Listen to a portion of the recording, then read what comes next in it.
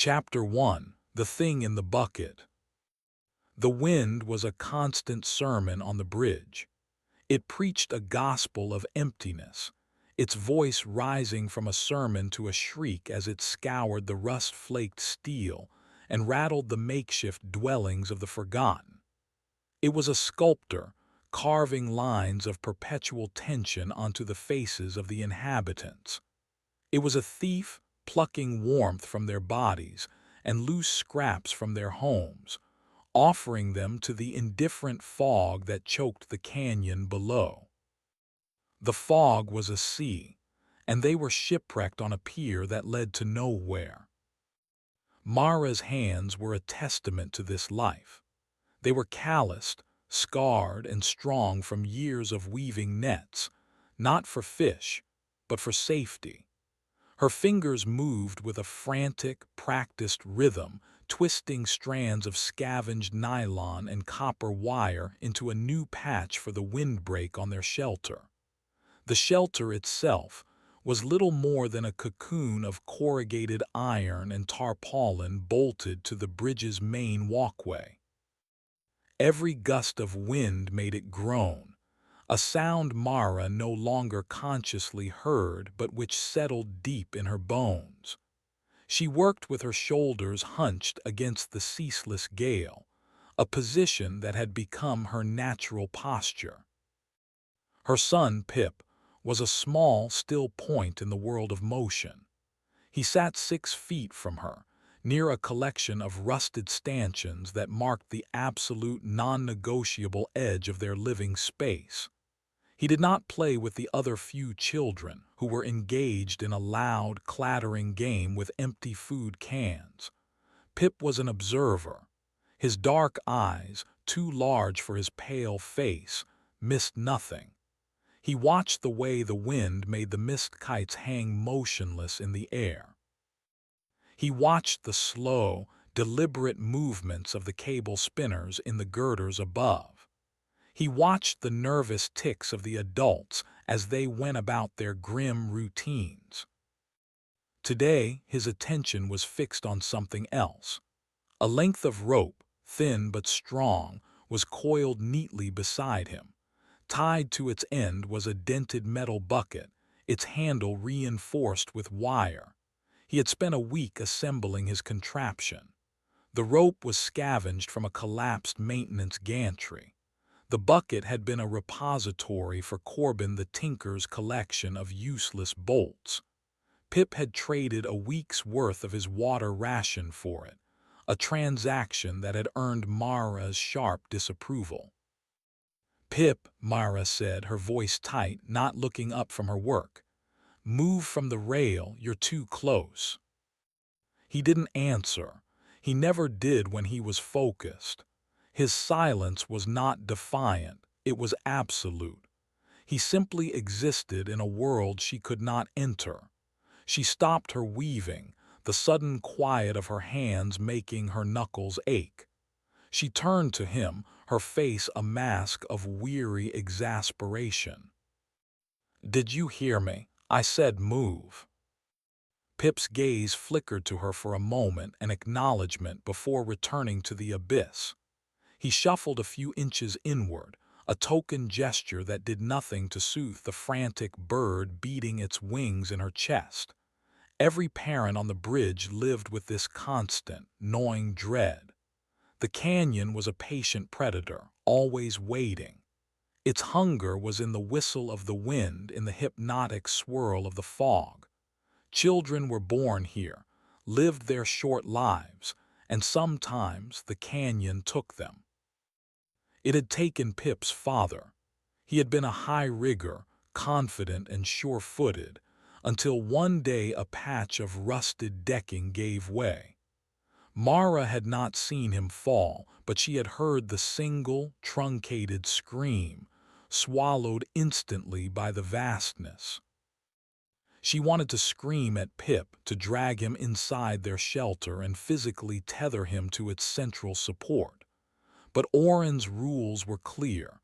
Fear could not dictate their lives. Children had to learn the edge. They had to respect it, not be terrified of it. Terror led to panic, and panic led to mistakes. So she bit her tongue, the coppery taste of blood a familiar comfort, and returned to her weaving. Pip waited. He waited until Mara was lost in her work again, until the can-clattering game of the other children moved further down the walkway. He waited until the only one watching him was Old Man Hemlock, a tiny, distant figure in his suspended shack below, and Hemlock saw everything and said nothing of consequence. With movements that were slow and deliberate, Pip picked up the bucket. He checked the knot connecting it to the rope one last time. He had practiced the knot for days, copying the one Valia the edge guard used on the safety tethers. He crawled to the very edge of the walkway, the steel cold and vibrating against his small body. He did not look down. That was the first rule, the one Greta, the old crone, repeated like a mantra. The fog has a face. It watches you. Show it your back and it will take you. Show it your eyes and it will call you. Pip had no intention of looking. He was not looking for the fog, he was fishing.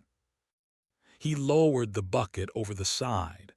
The metal scraped against the pockmarked concrete, a sound that grated on Mara's nerves. She looked up, her mouth opening to shout, but the word died in her throat. He was already doing it.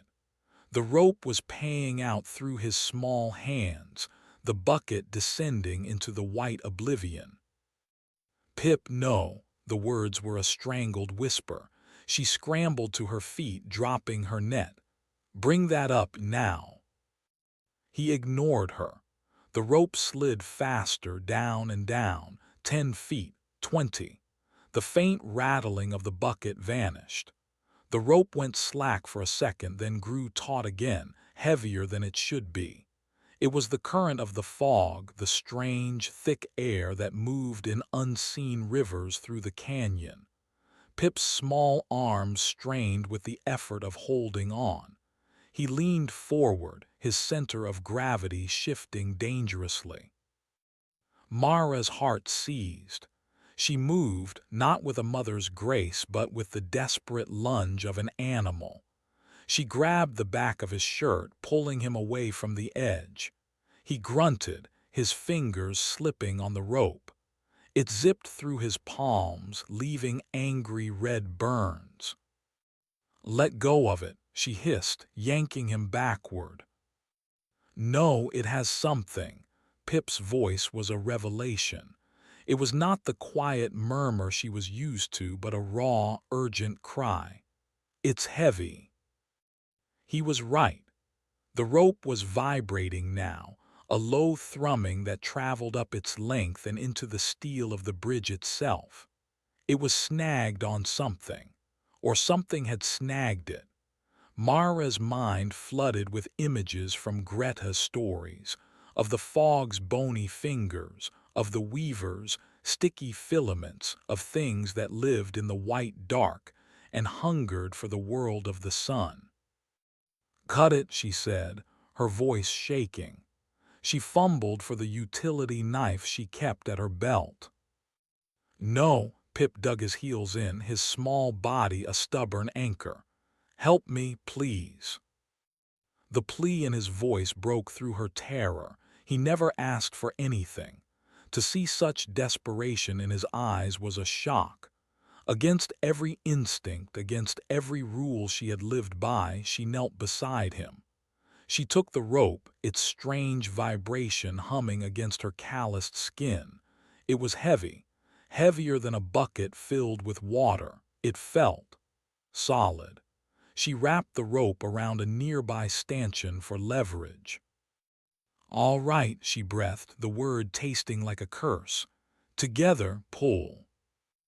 They hauled hand over hand. The work was grueling. The weight was dead, unmoving, and immense. Mara's muscles screamed in protest. Pip's face was pale with exertion, his lips a thin white line. The other children had stopped their game and were watching, their faces a mixture of fear and fascination. A few adults drifted closer, their expressions grim. Joss, the young high-rigger, sauntered over, a cocky smirk on his face. "Fishing for compliments, Pip?" he asked. "Get away, Joss," Mara snarled without looking at him. The weight suddenly lessened. It was coming up. With a final, coordinated heave, they pulled the last length of rope over the edge. The bucket appeared, swinging wildly. It clanged against the side of the bridge, a loud, discordant sound in the wind's song. It was filled with a thick, gray slurry of condensation and grit. But there was something else inside. Pip scrambled forward before Mara could stop him. He reached into the bucket and lifted the object out. It was a doll, or something that had once been a doll. It was a foot tall, carved from a pale, almost white wood. The wood was waterlogged, heavy and slick to the touch, and it smelled of deep, damp earth and something else, something sickly sweet like rotting flowers. It was a jointed figure, a pegman, with articulated limbs held together by dark leather pegs at the shoulders, elbows, hips, and knees. Its face was crudely carved, but the artist had spent the most time on its mouth. It was a wide, unblinking smile, painted a cheerful red that had bled into the sodden wood, making it look like a fresh wound. Its eyes were simple black dots, yet they seemed to hold a bottomless depth. A collective shudder went through the small crowd. Brother Fend, who had approached silently, made a warding sign with his hand. "A gift from the breath," he murmured, his voice filled with a disquieting awe. "Or a lure." "It's filth," Mara said, finding her voice. She grabbed for the doll. "Throw it back." Pip clutched it to his chest, recoiling from her. "No, he's mine. I caught him." His use of the word "he" sent a fresh wave of ice through Mara's veins. It wasn't an it. To Pip, it was already a person. The doll's smiling face was pressed against his cheek. Its painted eyes stared directly at her over her son's shoulder. Before the argument could escalate, Oren arrived. The community leader moved with a heavy, deliberate tread that seemed to defy the bridge's inherent instability. His face was a block of granite, his eyes perpetually narrowed against the wind and the idiocy of his fellow survivors. "What is this?" he demanded, his voice a low rumble that cut through the wind.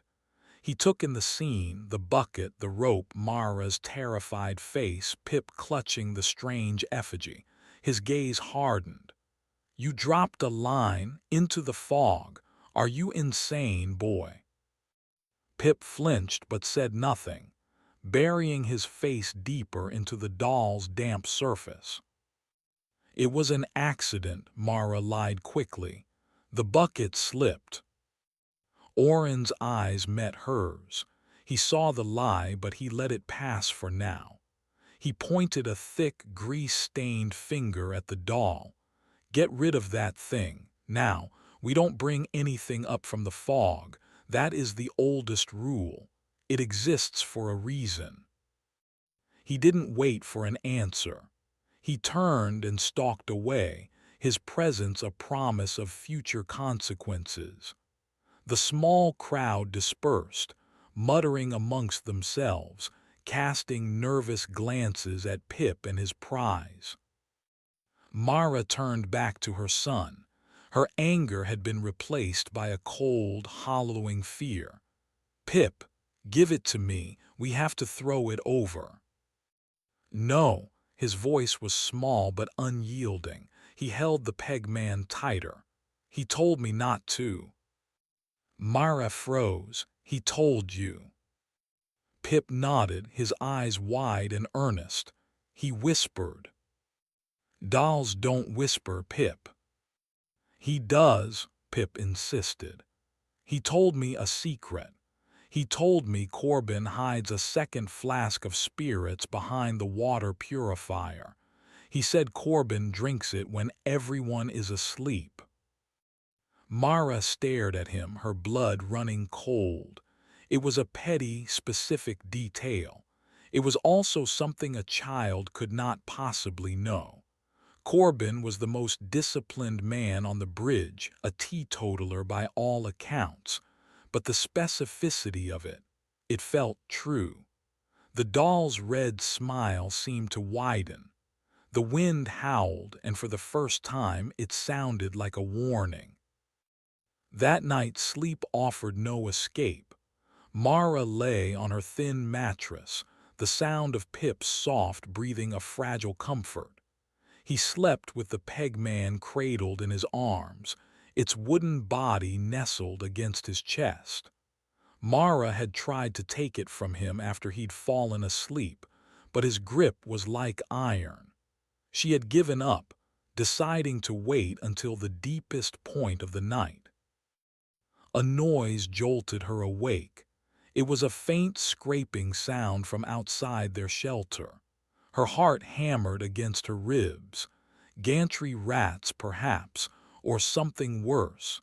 She slid from her bed, picking up the heavy iron pipe she kept for security. She peered through a crack in the tarpaulin wall.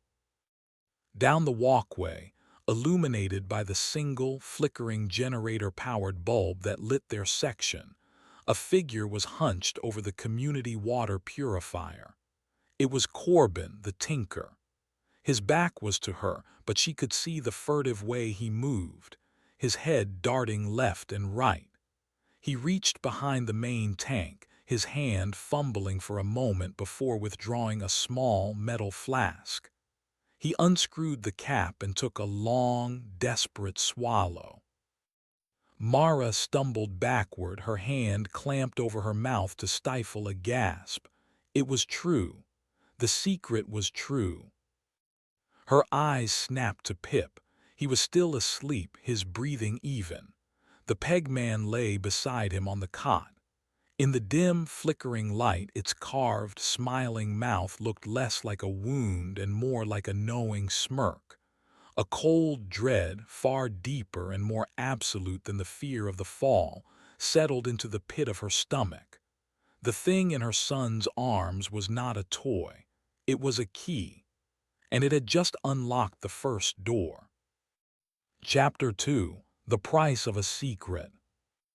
The next morning, the air on the bridge was thicker than usual. It was not the fog, which had receded slightly to reveal the colossal, moss-eaten concrete pillars plunging into the white depths. It was a tension, a new and acrid ingredient in the atmosphere of stale fear. The story of Pip's catch had spread through the community like a contagion. It was the only topic of conversation, spoken in hushed tones behind cupped hands, in the ration line, and by the waste disposal chute at the bridge's far end. Mara felt the weight of their stares. They were a physical pressure pushing on her from all sides. The other mothers pulled their children away as she and Pip passed. Saria, the quartermaster, slammed her ladle of gruel into Mara's bowl with a pointed clang. Valia, the edge guard, followed them with her cold, assessing eyes, her hand resting on the iron pipe at her hip. They were no longer just Mara and Pip, a widowed mother and her quiet son.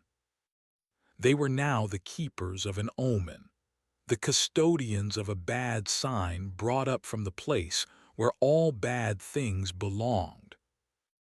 Pip seemed oblivious. He walked with a new confidence, the pegman tucked securely under his arm.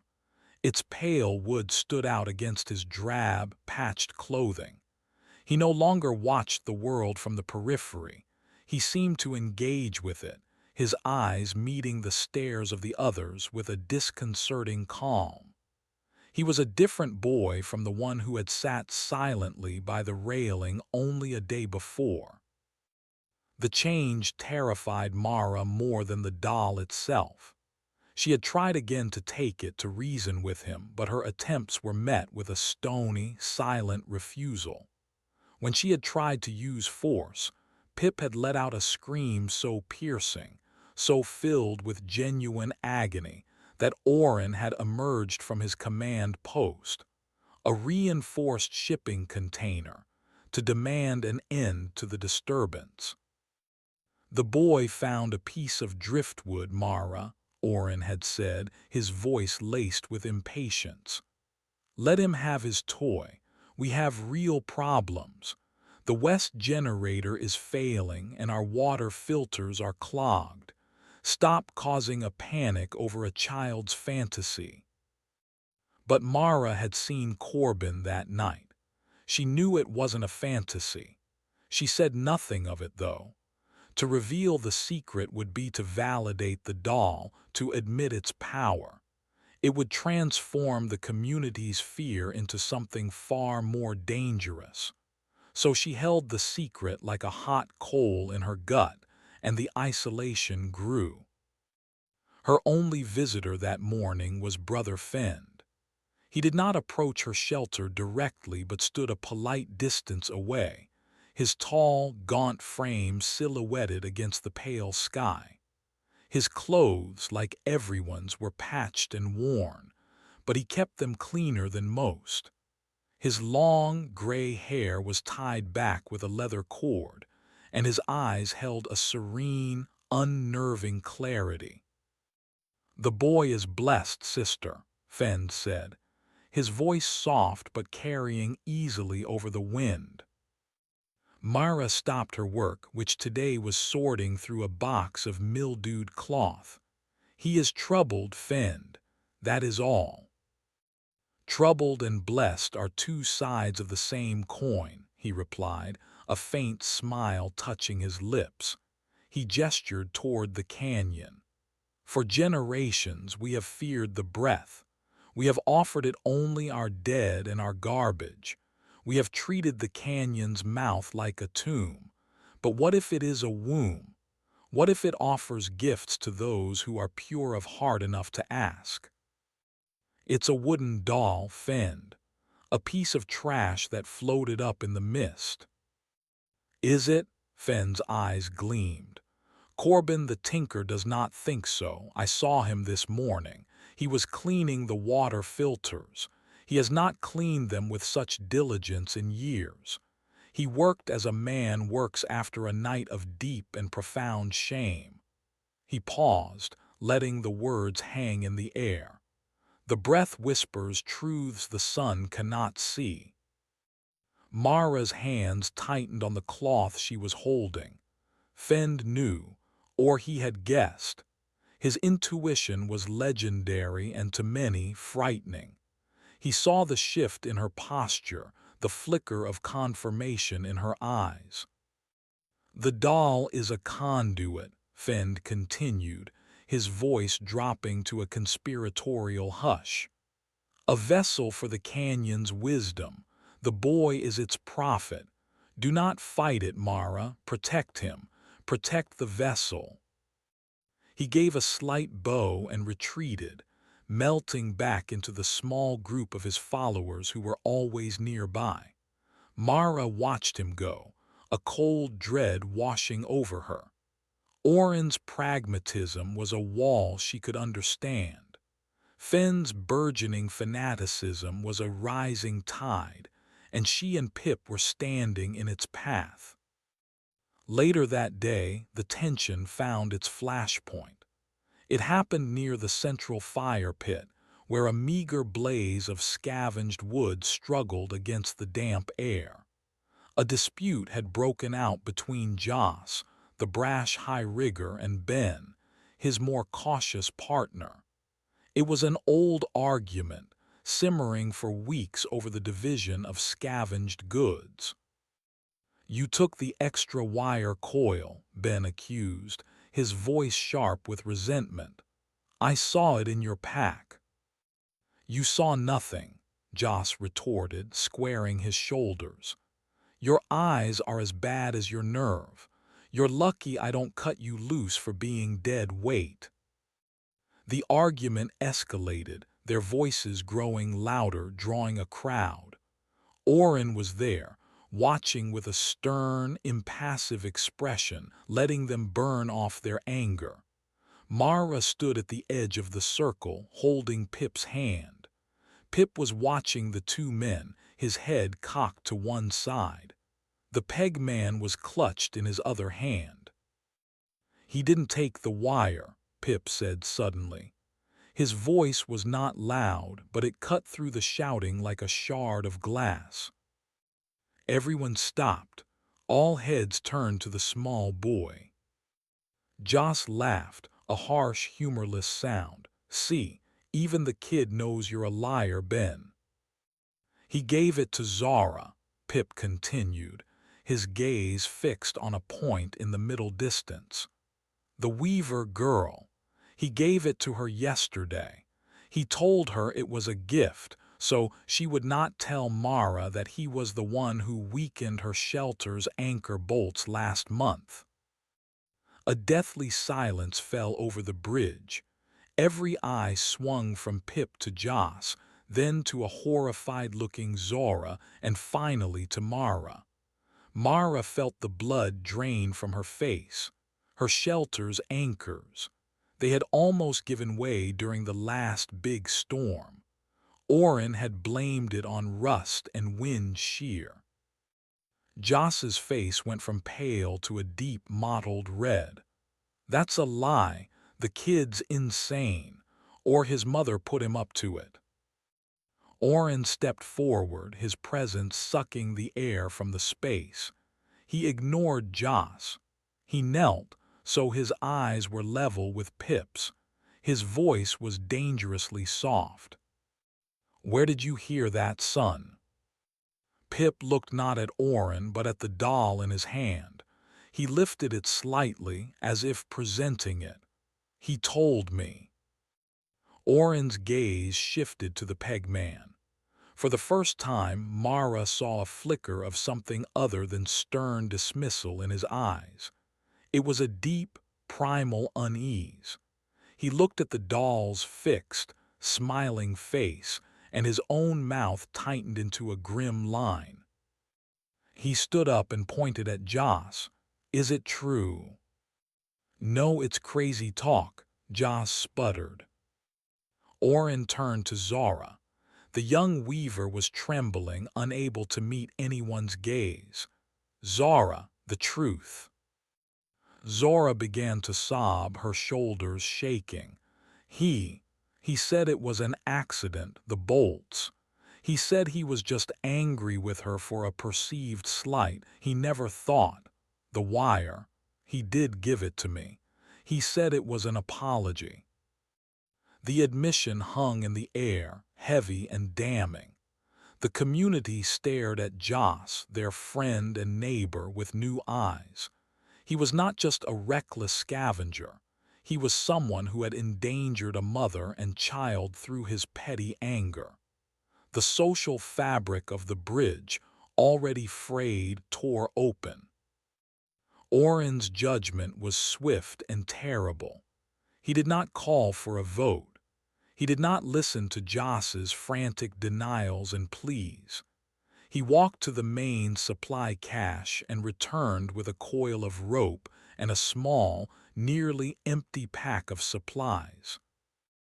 You have endangered the community, Oren announced, his voice booming over the wind. You have broken trust. We cannot have that here. There is only one punishment. He threw the rope and the pack at Joss's feet. The other side. That was the deal the founders made. Exile.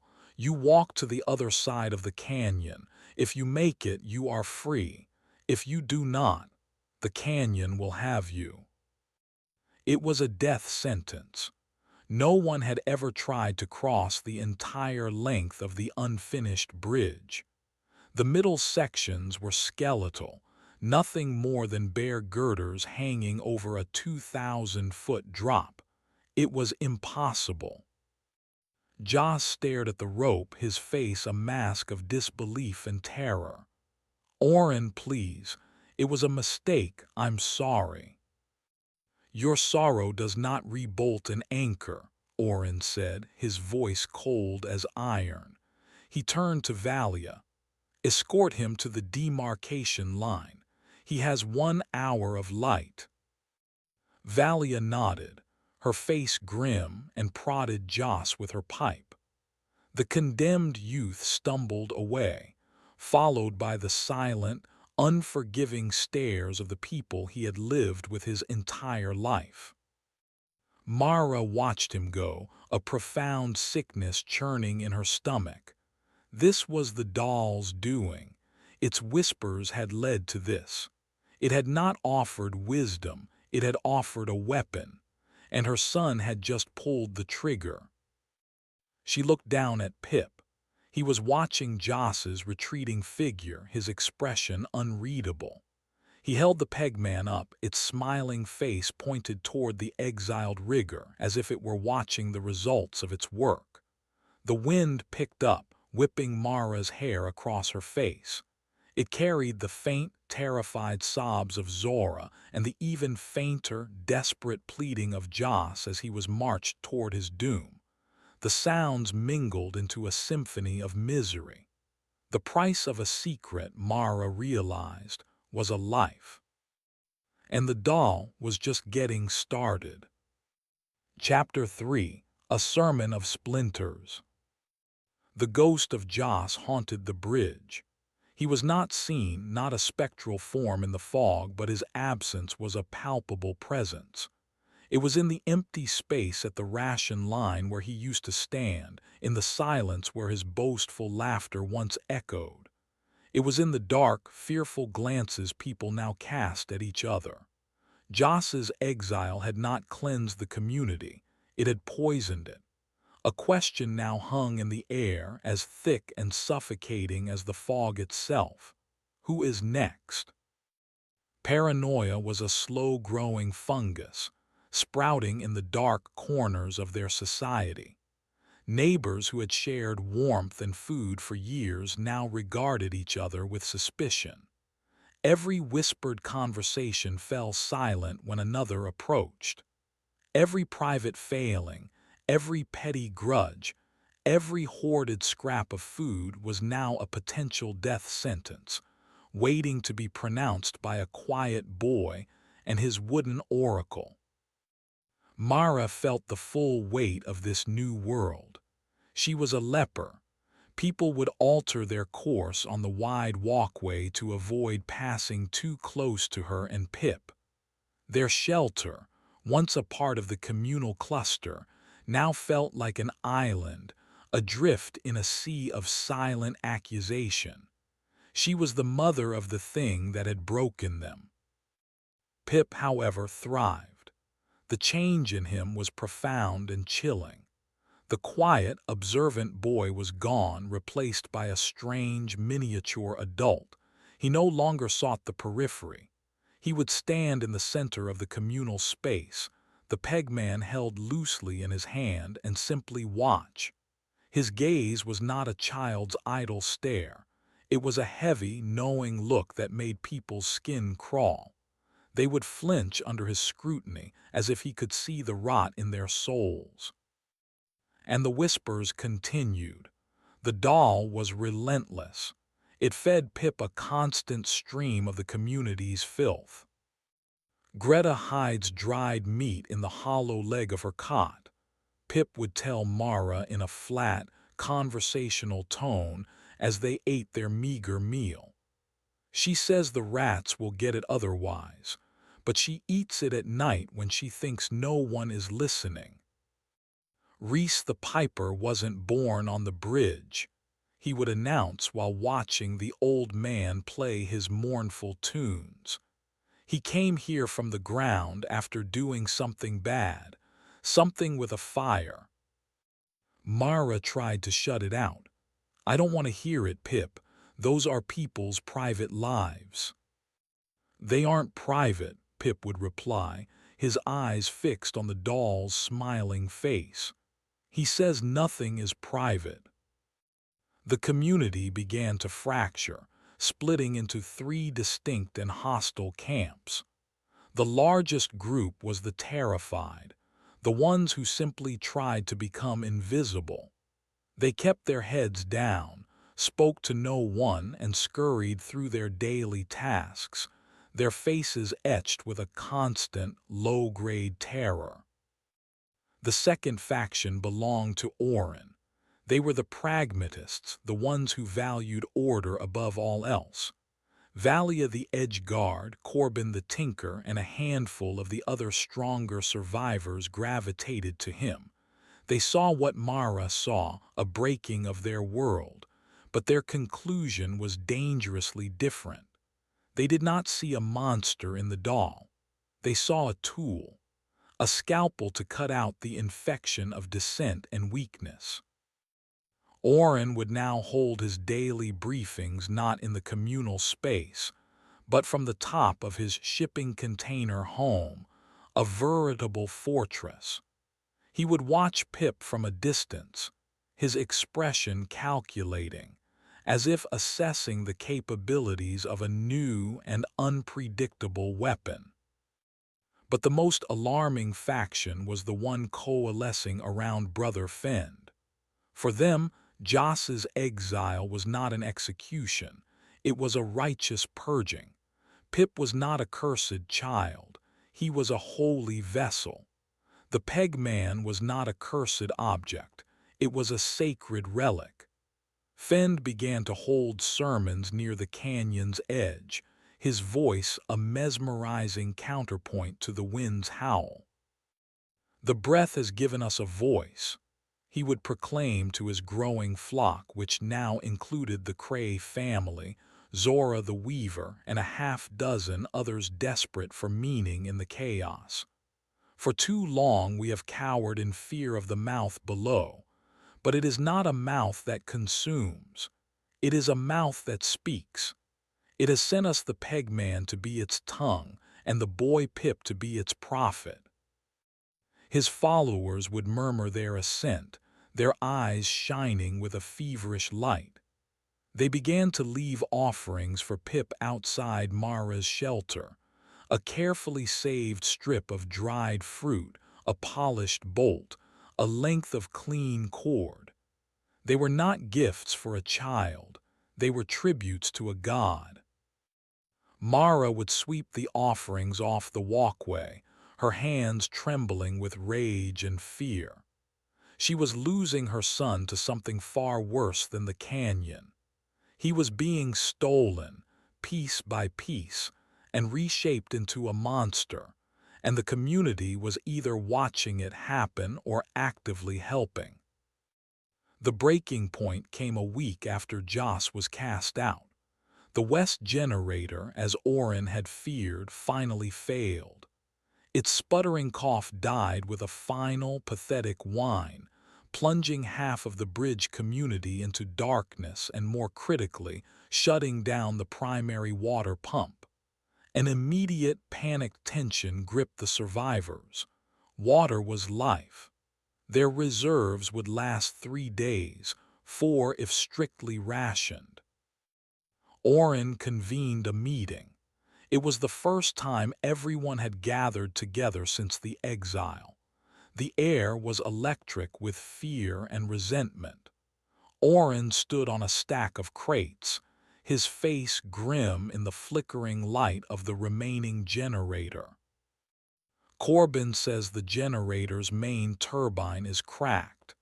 It is beyond his ability to repair with the tools we have. We either fix it, or we begin planning a high-risk expedition to the ground."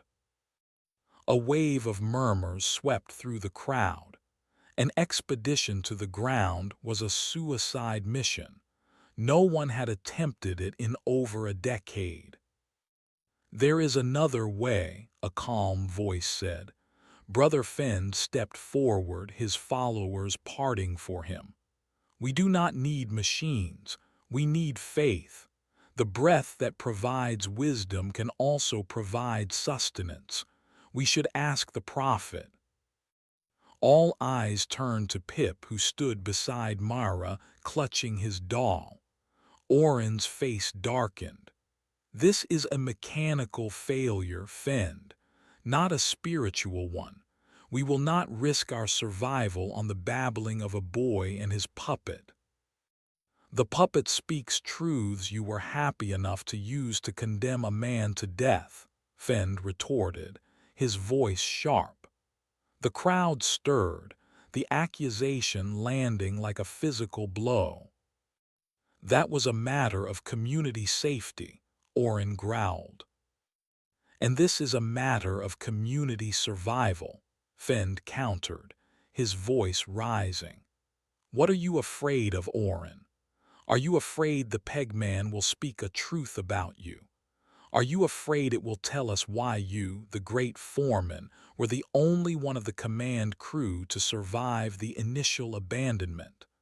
Why you had a private stockpile of food and water when the rest of us were starving? The challenge was audacious, a direct strike at the heart of Oren's authority. Oren's hand went to the heavy wrench that hung from his belt. The air crackled. The community held its breath, caught between their fear of Oren's wrath and their desperate need for a solution. Before Oren could respond, Pip spoke. His voice was different now.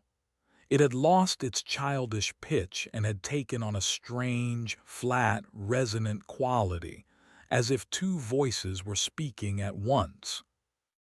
The generator is not broken, the boy thing said, its eyes staring blankly at the failing machine. It is hungry. A confused silence fell. What did you say, boy? Oren asked, his voice low and dangerous. It needs a gift, Pip continued, his head tilting at an unnatural angle. The bridge is old. The metal is tired. It gives and it gives. It holds us up from the fog. It asks for something in return. A gift of life. A gift of warmth. A gift of blood. Brother Fenn's face lit up with ecstatic understanding. A sacrifice, of course. It is the old way. The bridge is a living God and we have failed to honor it. That's insane, Corbin the Tinker muttered, but his voice was drowned out by the rising fervor of Fenn's followers. What kind of gift? Fenn asked, his eyes wide as he looked at Pip. Pip turned his head slowly, his unnervingly calm gaze sweeping across the terrified faces of the crowd. He then raised the peg man, its wooden arm extending as he pointed it directly at one person. He pointed it at Saria, the stern, unforgiving quartermaster. Her, Pip said, the dual voice echoing in the sudden, absolute silence. She has taken more than her share, for years. The weight is not balanced. The bridge knows. It wants what it is owed. Saria let out a choked cry of denial. That's a lie, a filthy lie from a cursed child. But the accusation, like the one against Joss, had the ring of truth. Everyone had wondered how Saria, who controlled the food, always seemed a little less gaunt, a little stronger than the rest. The seeds of resentment, planted long ago, bloomed in an instant. Oren was frozen. He had lost control. The logic of machines and order was useless against this tide of superstition and fear. He had used the doll to enforce his rule, and now it was being used to shatter it. This is madness, Oren roared, but his voice was lost in the growing chant from Fenn's followers. A gift for the bridge, a gift for the breath, they cried, their voices rising in a hypnotic, terrifying chorus. They began to advance on Saria. She backed away, her face a canvas of pure terror, stumbling toward the railing. Mara grabbed Pip's arm, trying to pull him away. "Pip, stop this. Stop it now." But it was like holding onto a stone statue. He did not even look at her. He simply watched, his face impassive, as Fenn's followers, their eyes glazed with religious fervor, cornered the screaming woman. They did not lay a hand on her.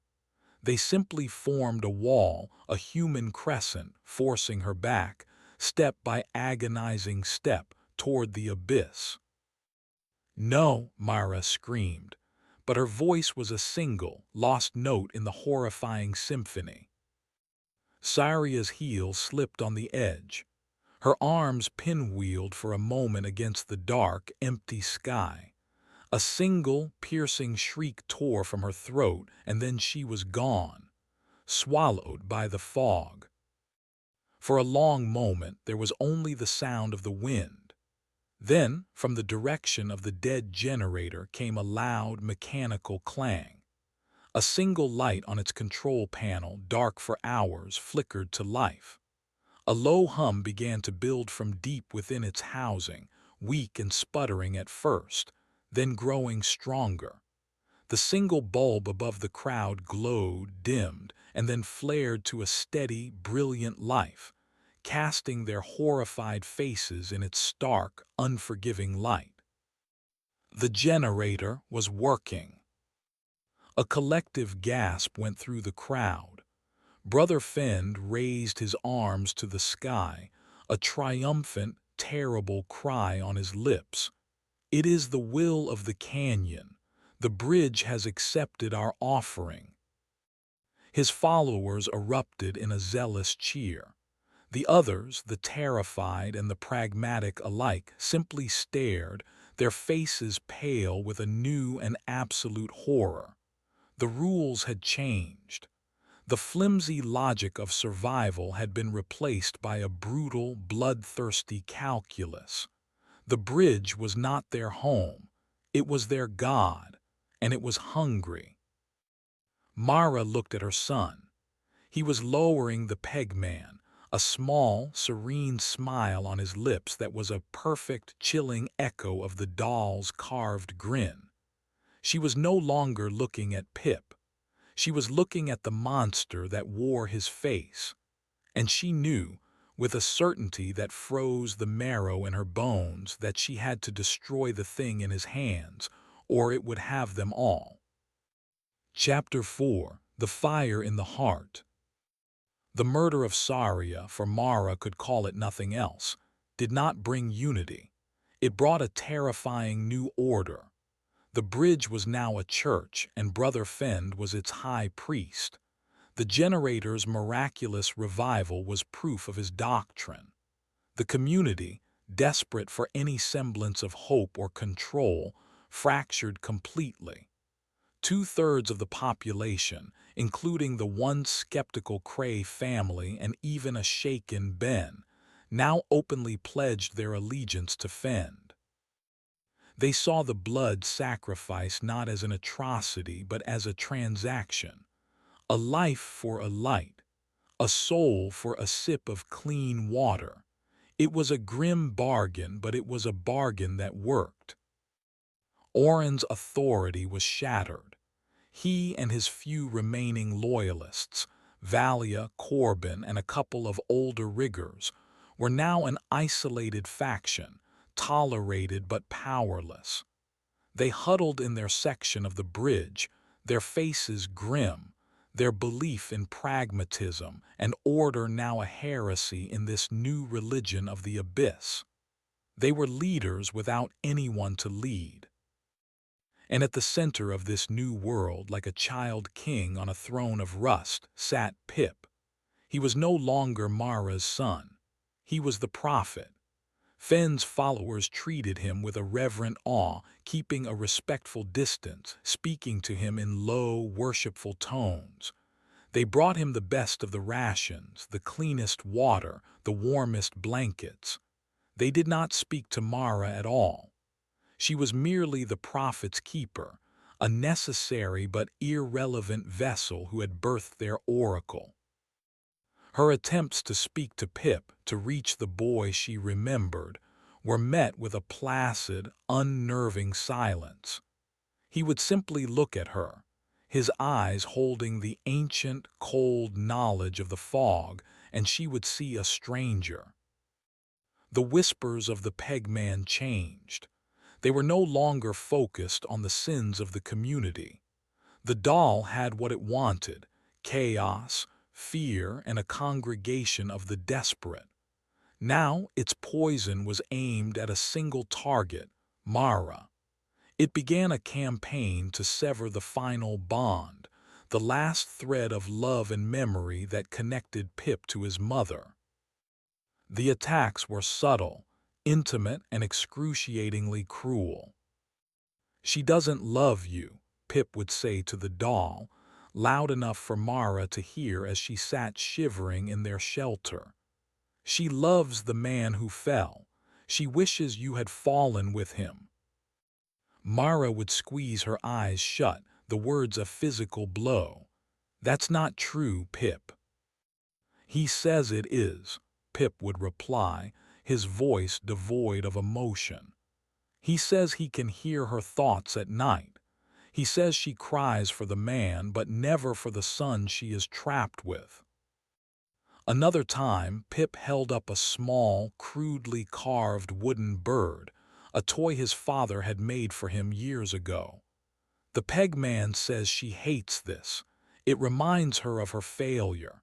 It reminds her she could not keep him safe, and she cannot keep you safe either." He then deliberately, methodically, broke the bird's wing. Mara felt her sanity fraying like an old rope. The doll was not just revealing secrets, it was rewriting them. It was taking her grief, her fear, her fierce and desperate love for her son, and twisting it into a narrative of resentment and failure. It was building a wall between them, brick by insidious brick, and she was powerless to stop it. She was being erased from her own son's heart. She knew she had to act. Her time was running out. Every day Pip slipped further away. Every sermon Fend preached solidified the doll's power. She had to destroy the pegman. It was the only way. For 2 days she planned. She observed the new routines, the new rhythms of the bridge. Fend had established a nightly vigil. He and his followers would gather around Pip, who would sit silently on a crate, the pegman in his lap, and they would chant prayers to the canyon's mouth until the boy grew tired. Then Fend himself would escort Pip back to the shelter, bowing reverently before leaving him in Mara's care. Pip would fall asleep almost instantly, the doll held tight against his chest. That was her chance. The moment between Pip falling into a deep sleep and the first light of dawn. The night she chose was moonless, the sky a blanket of oppressive black. The wind was low, a mournful sigh instead of its usual shriek. The only light came from the single, steady bulb on the generator, a monument to Saria's death. Inside the shelter, Mara lay on her cot, her body rigid, her senses strained. She listened to the sound of Pip's breathing, waiting for it to deepen into the slow, regular rhythm of sleep. The pegman lay beside him. In the gloom, its pale wood seemed to glow with a faint, malevolent light. Its painted smile was a black gash in the darkness. Mara's heart hammered against her ribs, a frantic drumbeat in the quiet. This was it. Slowly, carefully, she rose from her cot. She moved with a stealth she did not know she possessed, her bare feet making no sound on the cold metal floor. She crept to Pip's side. He did not stir. His face was slack, his expression peaceful in a way it never was when he was awake. For a heartbreaking moment, he looked like her son again. She reached for the doll. Her fingers brushed against the damp, cool wood. The texture was wrong, unnatural. It felt less like wood and more like cold, dead skin. She wrapped her hand around its torso, expecting to have to pry it from Pip's grasp. But his fingers were limp. The doll slid from his embrace with ease. She had it. She held it in her hand, its weight surprisingly solid. Its painted eyes seemed to follow her as she backed away. She held her breath, expecting Pip to wake to scream, but he slept on. Her plan was simple. The central fire pit, though unlit, contained a can of flammable solvent that Corbin used for cleaning engine parts. Fire. Fire was a purifier. It had to work. She slipped out of the shelter. The bridge was deserted. The wind was a cold hand on her skin. She moved swiftly toward the fire pit, the doll clutched in her fist. It felt like she was holding a venomous snake. She reached the pit and fumbled for the can of solvent. Her hands were shaking so badly she could barely unscrew the cap. She doused the pile of charred wood. The chemicals smelled sharp and clean in the stale air. She placed the pegman in the very center of the pile. She struck a match. The first one was snuffed out by a sudden gust of wind. The second flared. For a second she hesitated, the tiny flame dancing before her eyes. The face of the doll seemed to mock her in the flickering light. With a surge of desperate resolve, she tossed the match into the pit. The solvent ignited with a deafening whoosh. A column of blue and orange flame erupted into the night, roaring with a hungry sound. The heat was immense, forcing her to stumble backward. She stared into the inferno, her eyes watering from the smoke, watching for the doll to blacken, to char, to turn to ash. But it did not burn. The flames licked at the pale wood, parting around it as if the doll were coated in oil. The wood did not even darken. The painted red smile remained, impossibly vibrant in the heart of the fire. The doll sat there, untouched, enthroned in the blaze. A sound behind her made her spin around. It was Pip. He was standing 20 feet away, his small form silhouetted against the generator's light. He was not crying or screaming. He was perfectly still, his head cocked to the side. "You hurt him," he said, his voice the terrible, flat, dual-toned voice of the prophet. "You tried to burn him." "Pip, it's evil, can't you see?" she pleaded, her voice cracking. "He is not evil," the boy thing said. "He is a part of me now, and you tried to burn me." From the heart of the fire, a new sound emerged. It was not the crackling of wood, but a high, thin, whistling sound, like air being forced through a tiny hole. The painted smile on the doll's face began to move. The wood and paint warped, the corners of the mouth twitching upward, the lips parting. The whistle became a word, a single, sibilant whisper that seemed to come from the fire itself, from the doll, from the air all around her. Magia. It was a voice of dry leaves and grave dirt, of things that had been buried for 1,000 years. It was the cradler's voice. Mara screamed, a raw, animal sound of pure terror. She stumbled backward, falling hard onto the metal walkway. The sound of her scream and the roar of the fire finally roused the community. Lights flickered on in the nearby shelters. Shouted questions echoed across the bridge. The first to arrive was Brother Fend, his face a mask of fury. He saw the fire, the doll sitting unharmed within it, and Mara sprawled on the ground. "Sacrilege!" he shrieked, his voice cracking with righteous rage. "She tried to destroy the prophet's voice, the heretic." His followers poured out behind him, their faces twisted with anger. Orin and Valia appeared moments later, their expressions grim and alarmed. The entire community was awake, their sleep shattered, converging on the scene of Mara's failed, desperate act. Pip walked calmly to the fire pit. He showed no fear of the flames. He reached into the blaze, his small hand and arm disappearing into the inferno. Mara cried out, expecting his flesh to ignite, but he pulled his arm back, completely unharmed. In his hand he held the pegman. It was not even warm. He held it up for all to see. The doll's smile was wider now, its black dot eyes seeming to gleam with triumph. Pip turned his cold, alien gaze on Mara.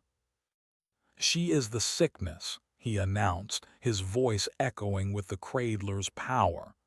"She does not believe. She stands against the bridge. The bridge is hungry. It demands a gift." Brother Fend pointed a trembling finger at Mara. "The prophet has spoken. She is the offering, a gift for the bridge, a gift for the breath." The chant started again, louder and more fervent than it had been for Saria. It was a verdict and a sentence. Orin stood frozen, his pragmatism useless against the tidal wave of religious mania.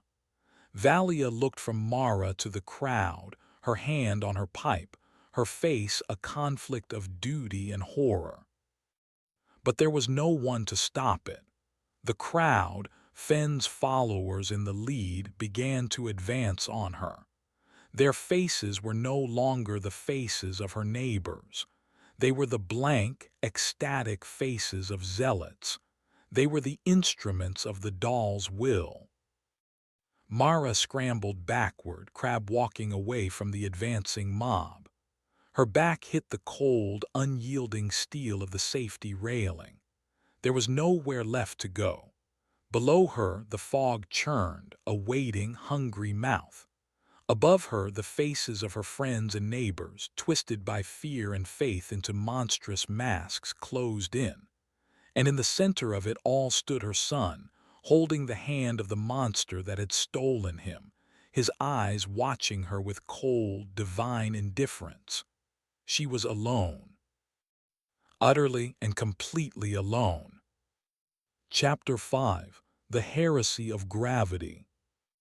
The hands that grabbed her were not gentle. They were the hard, calloused hands of weavers and riggers, now repurposed as instruments of a terrifying new faith. They hauled Mara to her feet, their grips like iron manacles on her arms. She struggled, a wild, desperate animal caught in a trap, but it was useless. She was surrounded, a small island of terror in a sea of ecstatic, upturned faces. The chant was a physical force, a wall of sound pressing in on her. A gift for the bridge. A gift for the breath. She looked for an ally, a single flicker of doubt or mercy in the crowd. She saw nothing. Zora, the young weaver, stared at her with wide, tear-filled eyes, but her fear was for the wrath of the prophet, not for Mara's life. Ben, the cautious rigger, would not meet her gaze, his face a sickly gray in the firelight. They were all lost, swept away by the current. Her eyes found Orin. The old foreman stood apart from the mob, his face a thunderous mask of rage and impotence. Valia was at his side, her knuckles white on the handle of her iron pipe. They were the last bastion of the old world of reason, but they were only two. Orin caught Mara's desperate gaze, and for a fleeting moment she saw the conflict warring within him. the pragmatist who had lost control versus the man who was watching a murder. Brother Fend pushed through the crowd, his face shining with a terrible, holy light. He stood before Mara, his eyes boring into hers. "You have blasphemed," he said, his voice ringing with absolute conviction. "You have raised your hand against a holy relic. You have tried to silence the voice of the canyon. You have rejected the miracle that feeds us, that gives us light and water. There can be no place for you here." "He is not a prophet," Mara spat, her voice raw with hate. "He is a child, and you are a monster for twisting him into this." Fenn's serene expression did not waver. "He is more than a child. He is the bridge. He is our connection to the power that allows us to exist. And you are a broken strut, a rusted bolt, a weakness that must be removed before the whole structure collapses." He raised his hand and the crowd fell silent, their attention absolute. He pointed to the railing, to the abyss. "The bridge is hungry. It gave us a gift of wisdom. We must give it a gift of flesh. The balance must be maintained." The hands on Mara's arms began to propel her backward, forcing her toward the edge. Each step was a lifetime. The cold steel of the railing pressed against the small of her back. The wind rose, pulling at her clothes, a hungry whisper in her ears. Below, the fog was a roiling, living entity. She could almost feel its cold breath on her ankles. This was it, the end. She would die as her husband had, a brief scream swallowed by an eternity of white. Her last sight would be of her son, a stranger with a wooden monster in his hand, watching her be sacrificed in his name. A sob of pure, undiluted despair tore from her throat. "Enough!" The word was a roar, a crack of thunder that shattered the religious fervor. Orin strode forward, Valia and Corbin flanking him. He held the heavy, 4-foot-long wrench from his belt in his hand, not as a tool but as a weapon. "You will not do this. This is not a sacrifice. It is murder, and I will not have it on my bridge." Fenn turned, his expression of serenity replaced by a flash of annoyance. "Your bridge? It was never your bridge, Foreman. It belongs to the power below. You are a relic of a failed world. Stand aside." "I will not," Orin said, his voice a low, dangerous growl. He planted his feet, a block of granite defiance. "You want her, you come through me." The standoff was absolute. On one side, Fend and his mob of 50, armed with faith and numbers. On the other, Orin and his 2 lieutenants, armed with iron and resolve. The rest of the community wavered in the middle, their fear of the prophet warring with their long-ingrained respect for the man who had kept them alive for 2 decades. Into this tableau of tension, Pip moved. He walked through the crowd, which parted for him like water for a stone. He came to stand between the 2 factions, his small form the pivot upon which their entire world now turned. He looked up at Orin, his face devoid of any emotion. "You are loud, Foreman," the boy thing said, its dual voice cutting through the wind. "The bridge does not like the noise. It does not like your tools of rust and iron. It does not like your laws. They are old. They are weak." "I am not speaking to the bridge," Orin said, his knuckles white on the handle of the wrench. "I am speaking to the boy, Pip. Your mother is in danger. This is madness." "The woman is not my mother," Pip replied, his voice chillingly calm. He turned his head and looked directly at Mara. My mother is the fog, my father is the stone, this body is just a vessel. He then turned back to Orin. The vessel must be protected. You are a threat to the vessel, you must be unmade. Before Orin could react, Pip raised the peg man. He pointed it not at Orin, but at the massive steel support cable that angled down from the main suspension tower and anchored into the deck right beside where Orin stood. It was one of the primary load-bearing arteries of the entire structure. "The bridge is tired of holding you," Pip said. A sound began, low and resonant. It was a deep, groaning hum that seemed to come from the very bones of the bridge itself. The steel deck vibrated under their feet. The sound grew, rising in pitch until it was a high, metallic shriek of stressed metal. Corbin the tinker's face went white with terror. "The cable," he stammered, "the harmonic resonance, it's impossible." A single, thick strand of the cable, as wide as a man's arm, snapped with a sound like a cannon shot. It whipped through the air, a deadly metal serpent, and slammed into the railing, shearing it from its posts. The crowd screamed, stumbling back. Orin and Valia stared at the vibrating cable in disbelief. The hum intensified. Another strand snapped, then another.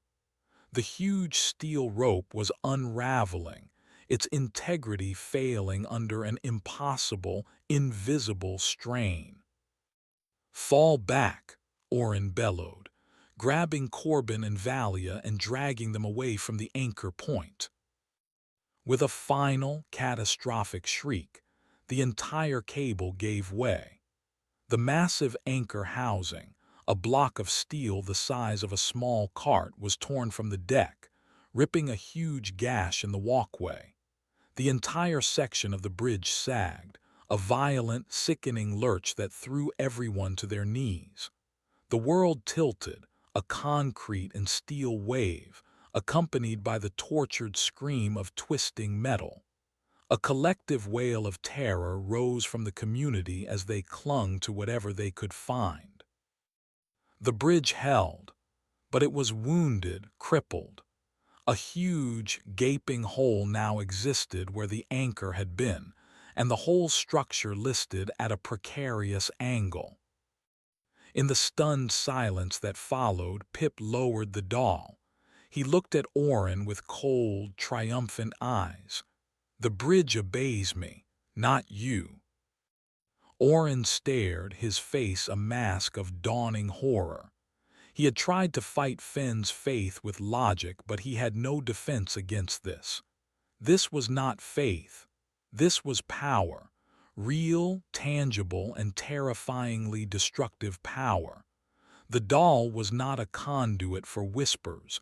It was a conduit for the bridge itself. It controlled their world. The balance of power had not just shifted, it had been annihilated. Orin's defiance was broken. The heresy of gravity had failed. Brother Finn, who had fallen to his knees with the rest, slowly rose. A look of ecstatic, terrified awe was on his face. He had preached the power of the canyon, but he had never imagined this. He turned to the crowd, his voice trembling but loud. "You see, the non-believers have brought ruin upon us. The prophet has shown us the price of descent. The bridge itself has passed judgment." He pointed at Mara, who was clinging to a bent stanchion, her body shaking uncontrollably. "She is the cause. She is the curse. Fulfill the prophecy. Appease the bridge." The mob, their terror now curdled into a desperate, fanatical rage, surged forward. This time, Orin did not move to stop them. He simply watched, his face ashen, the wrench hanging uselessly in his hand. He had tried to save Mara. He had only succeeded in condemning them all. But as the first hands reached for Mara, a new voice cut through the air. "Wait!"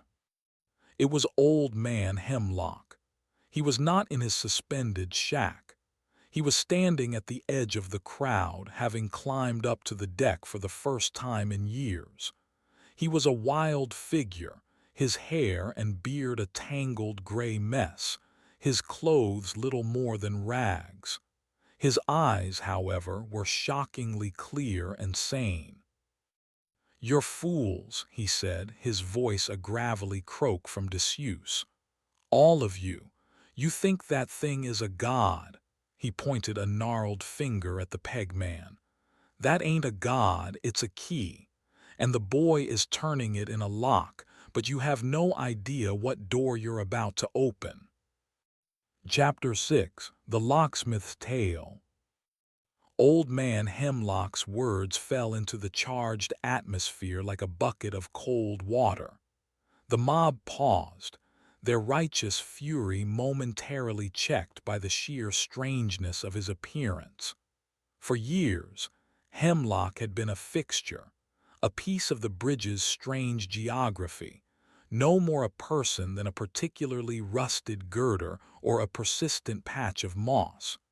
He was the madman who lived below, shouting incomprehensible warnings at the mist kites.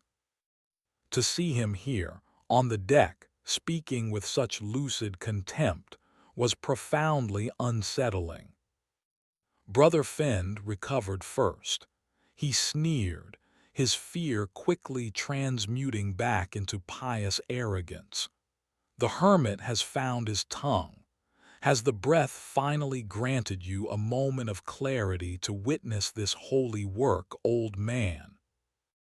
"I've always had clarity," Hemlock rasped, his eyes skipping over Fend as if he were an irritating insect. His gaze settled on Pip. "I've just had no one worth talking to. You're all too busy staring at your own feet to see the cage you're living in." He took a step forward, and the crowd instinctively parted for him. He smelled of rust, rain, and the deep, damp places of the bridge. He stopped before Pip, his ancient, rheumy eyes examining the peg man with an unnerving familiarity. "I know you," Hemlock said to the doll, ignoring the boy who held it. "I remember when they dropped you." A confused murmur rippled through the onlookers. "What foolishness is this?" Fend demanded. Hemlock ignored him, his attention still locked on the doll. It was before the big abandonment, when the ground was still sending up supplies. They were building the core of the bridge then, the deep pilings that go miles down into the rock. Men in clean suits came. Not bridge workers, they had a box. They brought it to the center, right over the deepest part of the canyon, and they dropped it. They said it was a geological sensor. I was on the lower gantry. I saw it fall. But it wasn't a box. It was a cage, and you were in it. He pointed a trembling finger at the peg man. "I saw your face through the bars. You were bigger then, much bigger, but you had the same smile." The story was insane, the ramblings of a madman. But the conviction in Hemlock's voice, the sheer detail of his memory, planted a seed of doubt in the crowd. Pip, or the entity controlling him, tilted his head. "The old man remembers. The vessel is flawed. It broke when it hit the bottom." "Broke? Oh, you did more than break." Hemlock let out a dry, rattling laugh. "You shattered into 1,000 pieces, 1,000 splinters, but your will, it was in every piece. For 50 years I've watched the fog, I've seen what it does, the whispers, the tricks of the light, the way it calls to people. That's you. It's always been you, little pieces of you trying to put yourself back together." He looked around at the community, his eyes filled with a grim pity. And you've been feeding it. Every person who's fallen, every tool you've dropped, every bit of trash you've thrown over, you're helping it rebuild. You're its unknowing hands. He turned his gaze back to the doll in Pip's hand. And this is the heart, the biggest piece, the one that remembers the shape of the whole. It's been calling to the other pieces, drawing them in, but it needed a body. It needed a pair of hands to hold it, a voice to speak through. It needed a key to turn the lock. He looked at Pip, and for the first time a hint of sorrow entered his voice. And it found the perfect one. A lonely, sad little boy fishing for a ghost. The story was impossible, yet it fit together with a terrifying internal logic. It explained the whispers, the malevolence, the power over the bridge itself. The cradler wasn't a god in the fog. The cradler was the fog, a shattered consciousness slowly, patiently reassembling itself. The bridge was not its church, it was its body. Lies, Brother Fend roared, his authority threatened by a truth far stranger and more terrible than his faith. The ramblings of a lunatic. He seeks to protect the heretic, sees them both. But his followers hesitated. They looked from Fenn's frantic face to Hemlock's steady, sane gaze, to the impossible rent in the bridge deck. The foundation of their new faith was cracking. "The lock is the boy," Hemlock said, his voice dropping, speaking now to Mara, to Orin, to anyone who might listen. "The key is the doll. As long as they are together, the door stays open, and the thing that is rebuilding itself will continue to use this bridge and all of you as its raw material." The entity in Pip seemed to consider this. The old man is clever, but he is too late. The lock is already turned. Pip took a step back, his hand tightening on the doll. The heart has found its vessel. The body will now be made whole.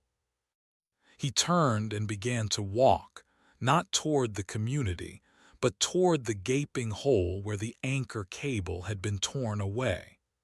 The crowd watched, mesmerized by a new and unfolding horror.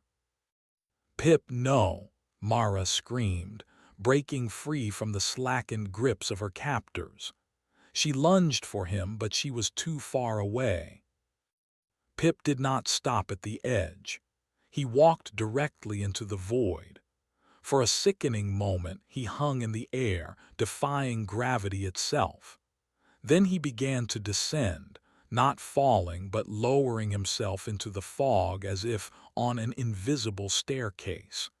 He moved with a smooth, unnatural grace, the peg man held before him like a lantern. Old Man Hemlock's face contorted in a mask of pure terror. "No, not the heart chamber. He's going to the heart chamber."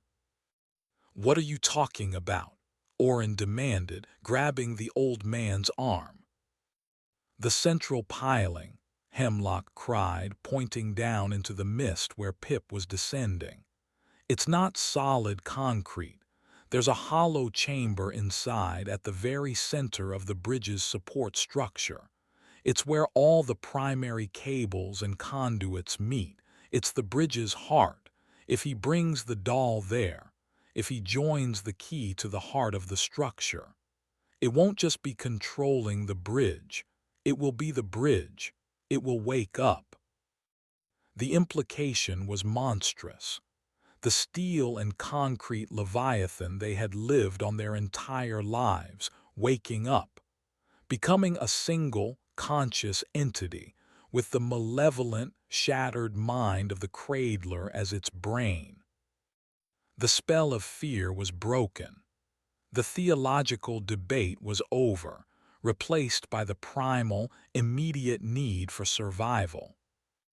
"We have to stop him," Valia said, her voice grim.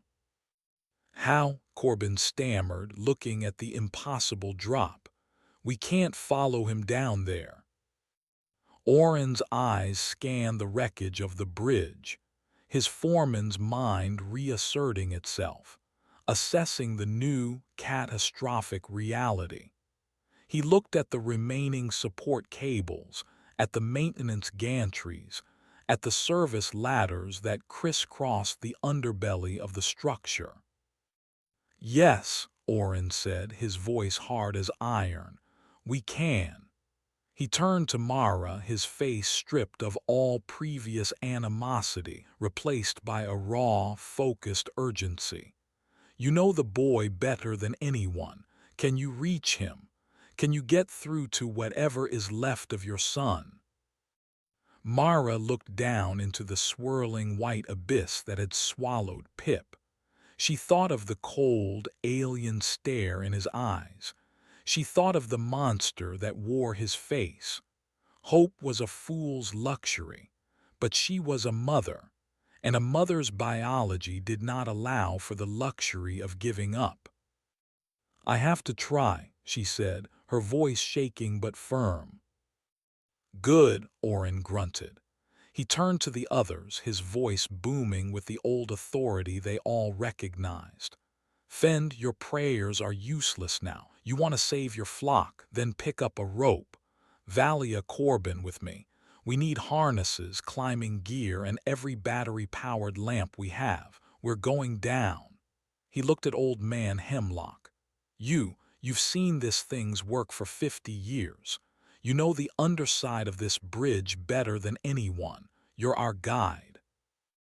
Hemlock gave a grim, toothless smile. Been waiting a long time for someone to ask.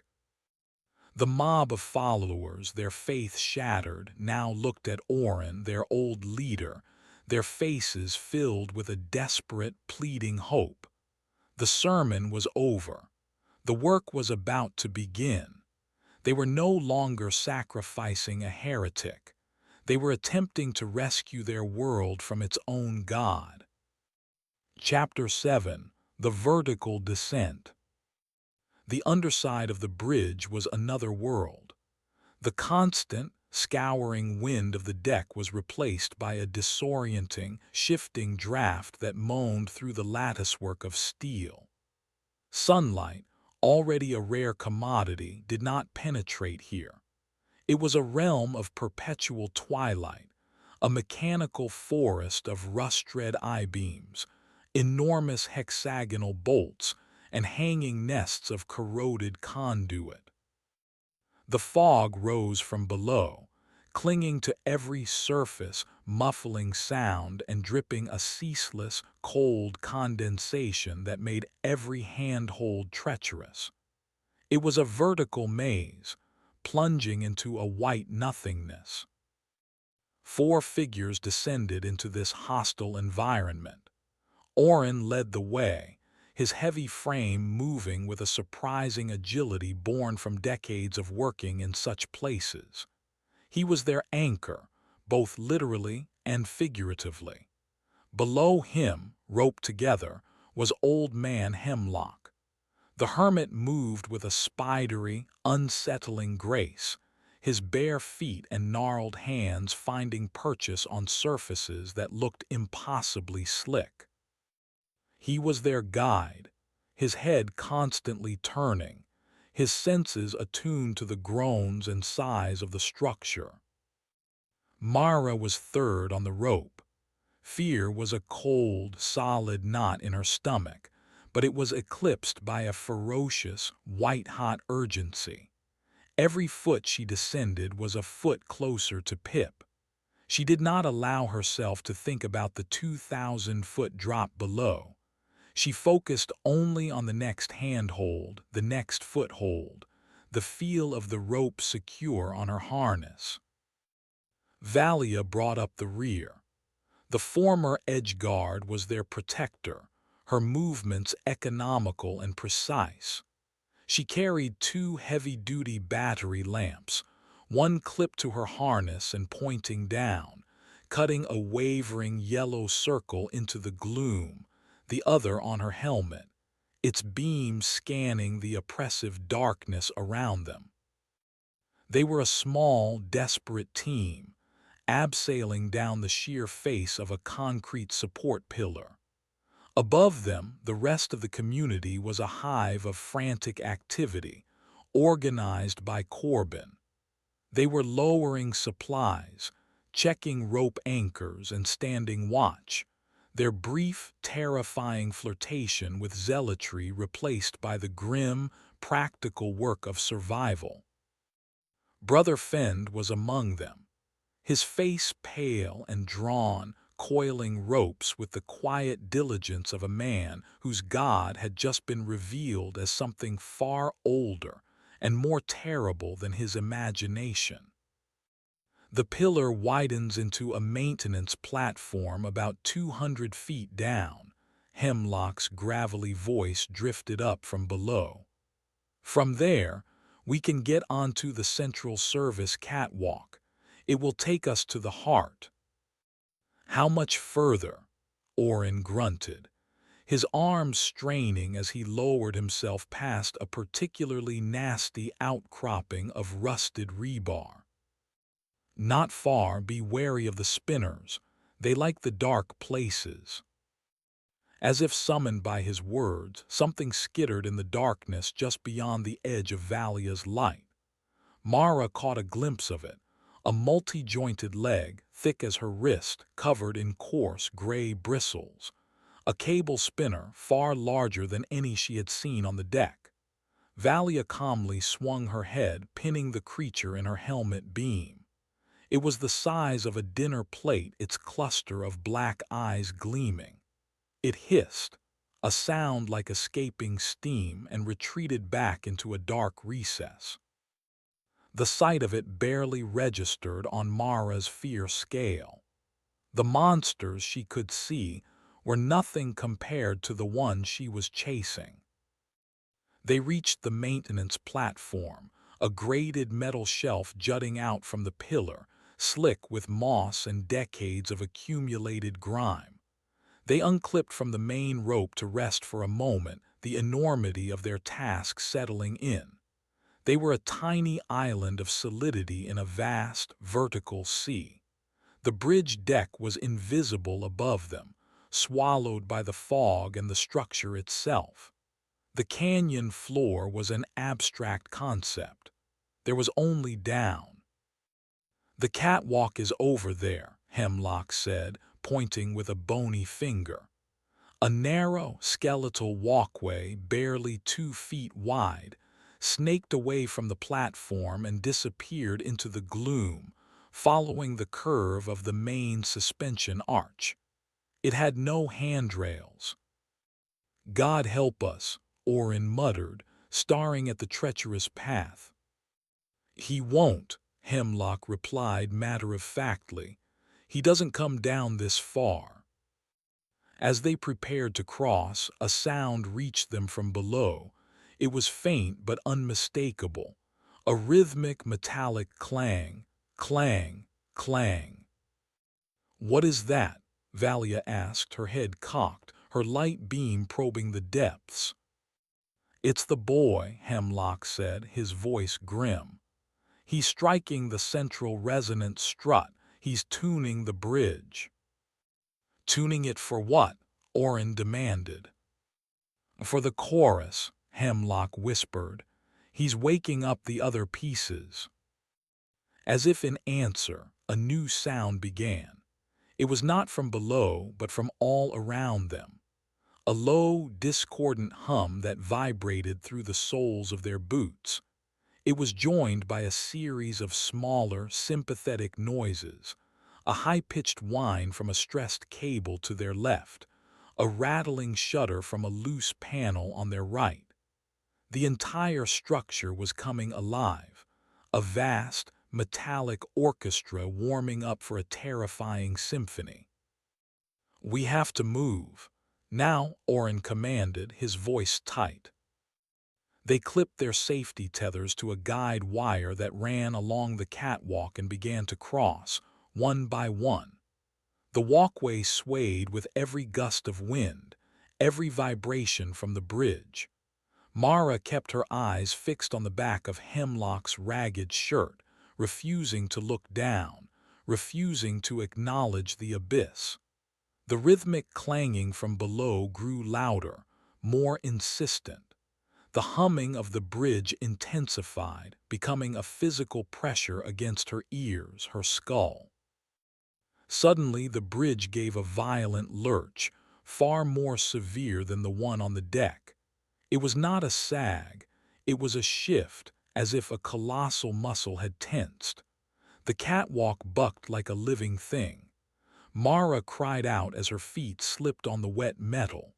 She fell, her body swinging out over the abyss, her entire weight held by the harness and the thin steel tether. Her world became a spinning vortex of gray fog and red rust. Her heart felt like it had stopped. Below her there was nothing, just the fall. For a paralyzing second, her husband's fate was her own. Mara, hold on, Oren's voice a lifeline in the chaos. She looked up. He was braced on the catwalk, his hand clamped around her tether, his knuckles white. Hemlock and Valia were likewise anchored, their faces grim masks of concentration. "I've got you," Oren yelled. "Don't panic, find your footing." She scrabbled at the side of the catwalk with her boots, the metal too slick to offer any purchase. The bridge shuddered again, a long, low groan that seemed to emanate from the very center of the earth. The humming was now a deafening roar. Then she saw it. In the swirling fog below her, something was moving. It was not one thing, but many. Long, pale shapes drifting upward from the depths. They were not glimmer drifters. They were solid. They looked like splinters of bone, some as small as her hand, others as long as a man. They were the shattered pieces of the cradler, drawn by the song of the bridge, rising to rejoin the heart. One of the larger splinters, a 10-foot shard of pale, wood-like material, drifted close. As it passed through the beam of Valia's lamp, Mara saw that it was not just a piece of debris. It was carved. Along its length were shapes that looked like ribs, like vertebrae. It was a piece of a colossal spine, and clinging to it were other, smaller shapes, things that looked horribly like human hands and faces, absorbed and half-melted into its surface. It was the wreckage of everyone who had ever fallen, repurposed as building material. The sight broke through her fear, replacing it with a fresh wave of horror and rage. This was the thing that had taken her husband. This was the thing that was taking her son. With a surge of adrenaline, she found a handhold on the underside of the catwalk.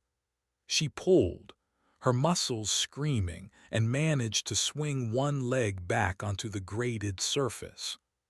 Oren and Valia hauled on the rope, and she scrambled back onto the relative safety of the walkway, her body trembling, her lungs burning. "Did you see that?" she gasped, pointing down. "We saw it," Oren said, his voice grave. "Hemlock was right, it's rebuilding itself." The rhythmic clanging from below suddenly stopped. The deafening hum of the bridge did not. In the new, expectant silence, a new sound began.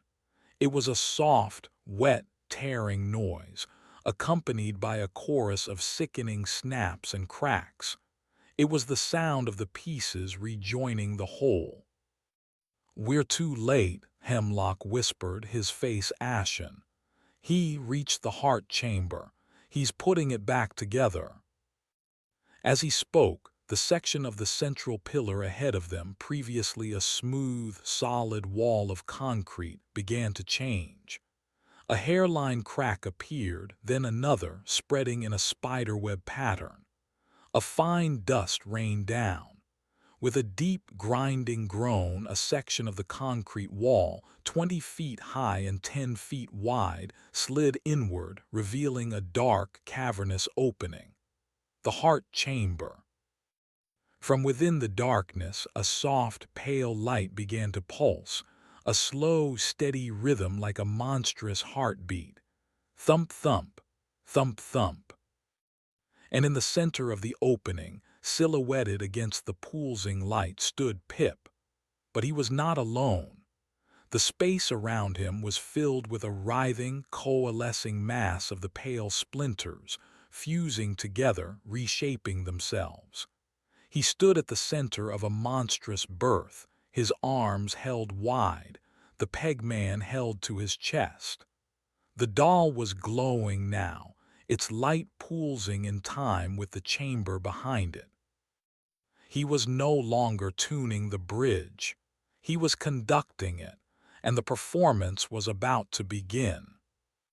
Chapter 8: The God of Rust and Bone. The light from the heart chamber was not a clean light. It was a sickly, phosphorescent luminescence, the color of decay. It pulsed with a slow, organic rhythm that was deeply at odds with the rigid, mechanical world around it. With every beat, the groaning hum of the bridge intensified, the structure vibrating like a single, massive tuning fork. Mara and the others stood frozen on the catwalk, 50 feet from the opening, witnesses to an unholy genesis. Inside the chamber, the scene was one of fluid architectural horror. The pale, bone-like shards were knitting themselves together, not into a single, monstrous shape, but into the structure of the bridge itself. They flowed like liquid mercury, merging with the steel girders, reinforcing concrete and sprouting new, impossible forms. Rib-like arches grew from the walls, and fine, thread-like filaments, like a nervous system, spread across the ceiling.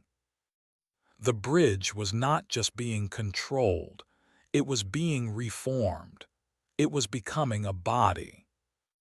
Pip stood at the epicenter of this transformation, his face serene and upturned, bathed in the pulsing light. The peg-man fused to his chest was the source of the glow, the heart of the heart. He was no longer a boy holding a doll.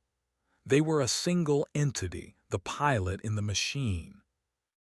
"We have to get him out of there," Mara yelled over the deafening hum, taking a step forward.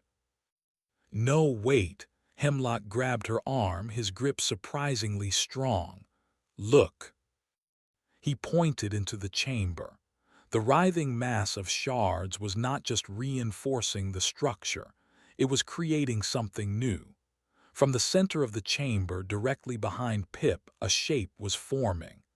A colossal, vaguely humanoid torso made of the same pale, fused material was rising from the floor.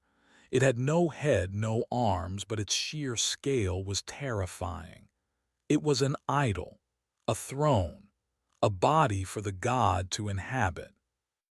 "It's using him as a template," Hemlock breathed, his voice filled with a terrible understanding. "It's building a body for itself in the image of its host." The implications were staggering. If the process was completed, the cradler would not just be a disembodied consciousness controlling the bridge. It would have a physical form, a colossal golem of rust and bone, with the bridge as its extended nervous system. "We can't let that happen," Orin said, his voice a low growl. He hefted the heavy wrench in his hand. "I'm going in. Valia, cover me. Hemlock, find a weak point, something we can break. Mara, stay ready. If you see a chance, a moment of hesitation, you talk to him. You try to reach your son." It was a desperate, suicidal plan, but it was the only one they had. Orin and Valia unclipped their tethers and began to move along the catwalk toward the chamber, their movements steady and professional despite the chaos. The bridge shuddered under their feet, resisting them. A length of conduit, suddenly animated, swung down from the ceiling like a club, forcing Orin to duck. A shower of hot rivets rained down from a vibrating joint above, and Valia raised a piece of scrap metal as a makeshift shield. Mara watched, her heart pounding. She felt useless, a bystander to a battle she couldn't fight. She looked at the figure of her son, so small and yet so powerful at the center of that terrible light. The cradler was a god, a force of nature. What could a mother's voice do against that? "He's my son," a fierce voice screamed in her mind. "He is still in there." She had to believe it.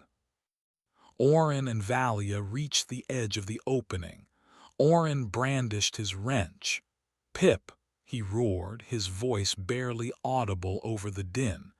"It's over. Step away from there." The figure of the boy turned its head.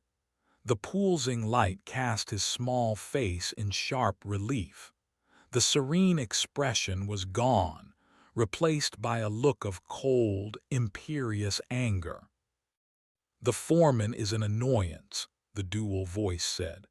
The half-formed torso behind Pip stirred. A long, bone-white tendril, thick as a python, lashed out from its side. It moved with blinding speed. Valia shoved Orin aside, taking the brunt of the blow herself. The tendril wrapped around her waist, lifting her from her feet and smashing her against the concrete pillar. She let out a sharp cry of pain, and the iron pipe she was carrying clattered to the catwalk. She hung limp in the creature's grasp. "Valia!" Orin screamed. The tendril drew Valia into the chamber, toward the coalescing mass. It was going to absorb her, make her part of the structure. Mara did not think. She acted. She ran. She scrambled along the catwalk, past a stunned hemlock, and snatched up the fallen iron pipe. She ran into the heart chamber, into the pulsing, sickening light. The air was thick, heavy, and smelled of ozone and damp earth. The vibrating hum was so intense it rattled her teeth. She saw Orin, recovering his balance, preparing to charge in after Valia. She saw the tendril holding the unconscious woman, pulling her closer to the central mass. And she saw Pip, his attention focused on his new captive. "Leave her alone," Myra screamed. Pip turned to her. The look on his face was not anger now. It was a cold, dismissive pity. "The mother, you are persistent, but you are only flesh. You are weak." "You're right," Mara said, her voice shaking as she took a step closer. She held the heavy pipe in her hands. "I am, but so are you." She did not swing at Pip. She did not swing at the monster. She swung at the only thing she knew she might be able to break. She swung the pipe with all her strength at the pegman, fused to her son's chest. The impact was jarring, a solid, sickening thud that vibrated up her arms. For a moment, nothing happened. Then a spiderweb of cracks appeared on the doll's pale, wooden surface. The pulsing light inside flickered, faltered. The effect on the bridge was instantaneous. The deafening hum stuttered, the vibrations lessened. The tendril holding Valia went limp, dropping her in a heap on the floor. The half-formed golem behind Pip seemed to deflate, its shape losing its sharp definition. Pip stared down at the cracked doll on his chest. A look of genuine shock and pain crossed his face, and for the first time, The voice that came from his mouth was not the dual-toned, resonant voice of the cradler. It was the small, thin voice of a terrified little boy. "You heard us," he whispered. It was him. Pip was in there. "I had to, baby," Mara choked out, tears streaming down her face. "It's not you, it's a parasite. You have to fight it." The boy's face contorted, a war playing out across his features. His hands came up, clutching at the cracked doll.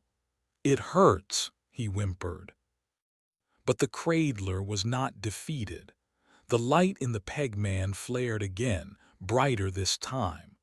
The humming of the bridge returned, a low, angry growl.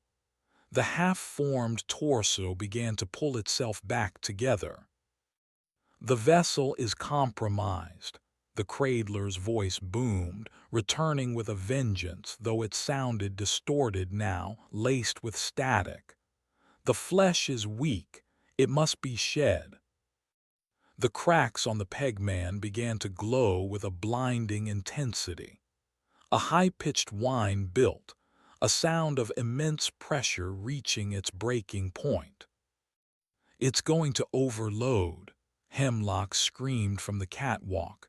"It's going to take out the whole pillar. Get out of there."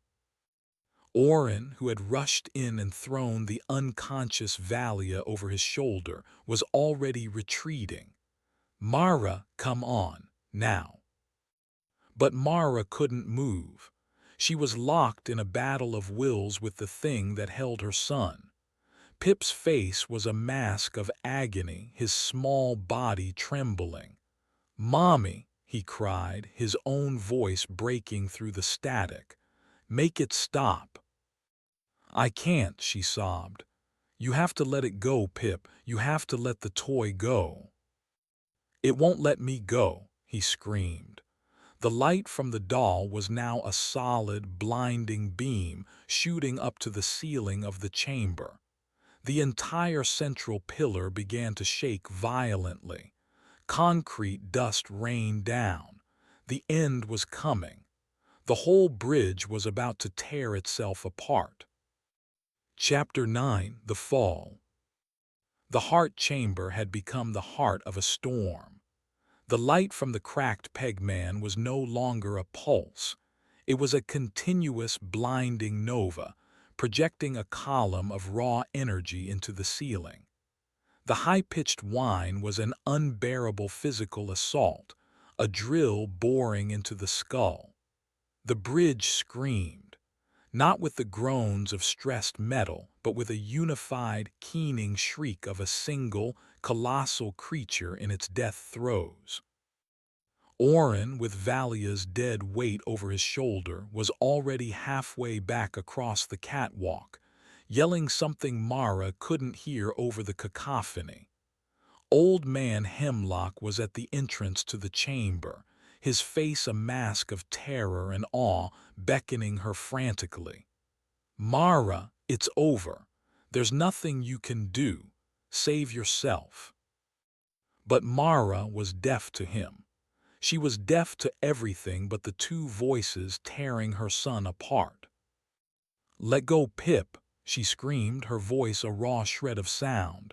"Fight it." "I can't," Pip's own voice shrieked, a thin, terrified thread in the storm. His small hands were clamped over the doll, not holding it but trying to pry it from his chest. "It's stuck to me." The cradler's voice roared, no longer a dual tone with Pip's, but a monstrous, independent entity erupting from the boy's mouth. "We are one. The vessel will be our tomb and our rebirth. This world of rust will burn, and we will rise from the ashes." The light intensified. The flesh of Pip's chest around the doll began to glow, turning translucent. Mara could see the dark outline of his ribs, the frantic, terrified beat of his small heart. The doll was not just attached to him. It was consuming him, turning his living body into fuel. In that moment of absolute horror, something in Mara broke. The fear, the grief, the desperation, it all burned away, leaving behind a single diamond-hard point of maternal rage. This thing would not have her son. She did not run. She did not scream. She walked forward into the storm, into the blinding light, until she was standing directly in front of Pip. She reached out, her hands not for the doll but for her son's face. She cupped his cheeks, her calloused thumbs stroking his tear-streaked skin. He was burning hot, a furnace of hijacked energy. She leaned in close, her forehead pressing against his, her mouth next to his ear, so her voice could cut through the psychic and sonic chaos. "Pip," she whispered, her voice suddenly calm, clear, and steady. "Do you remember the lullaby, the one your father used to sing?" For a second there was no response, only the raging of the cradler. "Sing it with me, baby," she urged, her voice never rising, a small, quiet anchor in the hurricane. She began to hum, the simple, tuneless melody they had shared in the dark of their shelter for 8 years. Then she began to sing the words, her voice wavering but true. "The wind may blow, the steel may groan, but you are not. You are not alone." The cradler roared in fury. Sentiment, irrelevant flesh memory. But it was too late. Something in the simple, loving sound, in the physical contact, in the memory of a father's love, reached the terrified boy trapped inside. Pip's eyes, which had been glowing with a white, alien light, flickered, a flicker of his own dark iris. He looked at her, truly looked at her, for the first time in weeks. "Mom," he whispered, his own voice pure and clear. "I'm here," she said, tears flowing freely down her face. "I'm right here." "No," the cradler shrieked. The bond was breaking. The host was rejecting the parasite. The energy feedback loop, now without a stable vessel, collapsed in on itself. The column of light imploded. The pegman on Pip's chest cracked completely in two. A wave of pure force erupted from the doll, not outward but inward into the bridge itself. The central pillar, the heart of the bridge, gave a final, catastrophic shudder. A spiderweb of enormous cracks raced up its length. The heart chamber began to collapse. Huge chunks of concrete and steel, each weighing tons, began to rain down from the ceiling. Mara grabbed Pip, wrapping her body around his small form as a shield, and threw them both out of the chamber entrance, just as the half-formed golem behind them was crushed by a falling girder. They landed hard on the catwalk, the metal groaning in protest under the new assault. The entire bridge was dying. The catwalk bucked violently. An old man Hemlock, who had been waiting for them, lost his footing. He slid toward the edge, his gnarled fingers scrabbling for a handhold. For a moment his eyes met Mara's, and in them she saw not fear but a strange, quiet acceptance. Then, with a final, weary sigh, he was gone, swallowed by the fog he had watched for 50 years. "We have to go," Oren's voice, a distant, desperate yell. He, Valia, and Corbin were already scrambling up the emergency ladders toward the deck, 100 feet above. "The whole central span is going to collapse." Mara looked at Pip. He was dazed, his body trembling, but he was himself. The broken halves of the pegman lay on the catwalk, their inner light extinguished, now just pieces of dead, pale wood. She grabbed his hand. "Can you climb?" He nodded, his eyes wide with terror. They scrambled for the ladders, the catwalk swaying and groaning beneath them. The bridge was tearing itself apart, a slow-motion cataclysm of snapping cables and shearing rivets. It was a race against gravity, against the death of a god. They climbed, hand over aching hand, their lungs burning, driven by pure adrenaline. The sounds from below were apocalyptic, the screech of 1,000 tons of steel twisting, the deep, foundational crack of concrete pillars giving way. They were 20 feet from the deck when the central span finally let go. With a roar that dwarfed all previous sounds, the entire mile-long section of the bridge they had just been on tore free. It did not fall. It hinged, like a colossal, broken jaw before plunging into the abyss. The catwalk, the heart chamber, the pillar, it all vanished into the fog, taking the last remnants of the cradler with it. The shockwave threw them against the ladder. Mara's grip almost failed, but she held on, her arms screaming in protest. Below them, there was now nothing. Just the raw, severed end of the bridge and a 2,000-foot drop. They made it to the top. They scrambled over the mangled edge of the deck onto the solid, stable section where the rest of the community was huddled, their faces a mixture of terror and disbelief. Oren was there, laying Valia gently on the ground. Corbin was helping him. Brother Fend was on his knees, staring at the new, terrifyingly abrupt end of his world, his face completely blank. Mara pulled Pip into her arms, holding him so tight he grunted. She buried her face in his hair, breathing in the scent of her son, no longer tainted by the grave dirt smell of the doll. The bridge was broken. Half of their world was simply gone. They were stranded on a pier that was now even shorter that still led to nowhere. They were fewer. They were weaker. Their future was a terrifying, gaping question mark. But as the first rays of a new dawn broke over the far side of the canyon, casting the jagged, broken edge of their home in a soft, morning light, Mara looked at the boy in her arms. Pip looked up at her, his eyes clear and his own. The whispers were gone, the god was dead, the fog was just fog. And her son was home. Chapter 10. The Calm and the Stain. 1 month passed. The calendar was now marked by a single defining event, the fall. Everything was before the fall or after the fall. Before, there was a community, however fractured. After, there was a tribe of shell-shock survivors clinging to the edge of the world.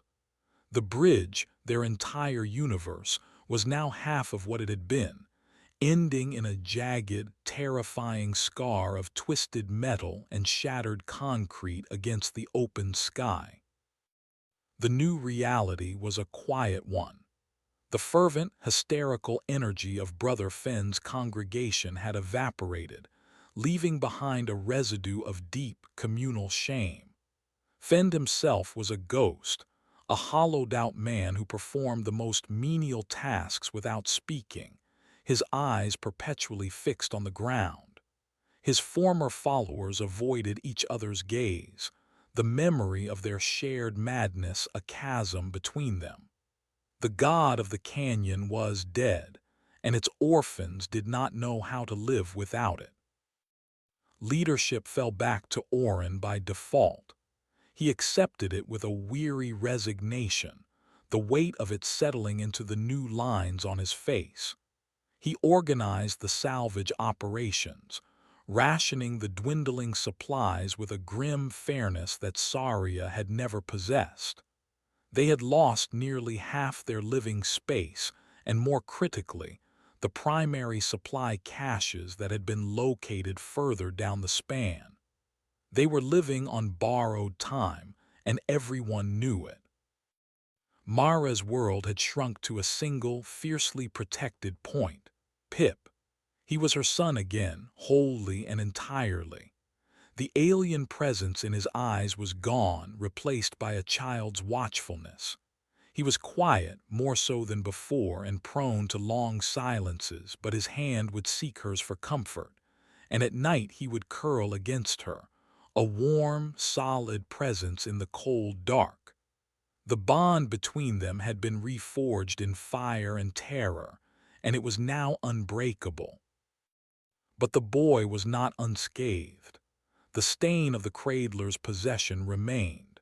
He suffered from terrible nightmares, waking with a silent scream, his body rigid, his eyes wide with an unseen horror. He would not speak of what he saw in his sleep. During the day he would sometimes stop, his head cocked as if listening to a distant sound no one else could hear. He would touch the steel decking, his expression clouded, and then pull his hand back as if burned. Mara watched him with a hawk's vigilance. Every strange pause, every moment of distraction, sent a spike of ice through her heart. Was it just the trauma of his ordeal, or was some small, poisonous splinter of the cradler left behind, a seed of madness waiting to sprout again? She did not know, and the not knowing was a quiet, constant torture. The decision came on the 32nd day after the fall. Orin called a meeting. The entire population, now numbering just 43 souls, gathered near the new, precipitous edge of the bridge. The mood was somber. There were no illusions left. Orin stood on a crate, his voice devoid of its old, booming authority, replaced by a flat, tired pragmatism. "I've done the inventory," he began without preamble. "Corbin has done the math on the water purifiers. We have enough food to last another 2 months if we cut rations by half. The purifier's filters will last maybe 6 weeks. After that, we begin to die. That is the reality." He paused, letting the grim numbers sink in. No one spoke. "There are two choices," he continued. "We stay. We stretch the supplies, we starve slowly, or we go." He pointed with a thick finger not down into the canyon but forward along the remaining half of the bridge toward the distant, hazy shape of the far cliff face. "We try to cross. We take what we can carry and we walk to the other side." A wave of fearful murmurs went through the crowd.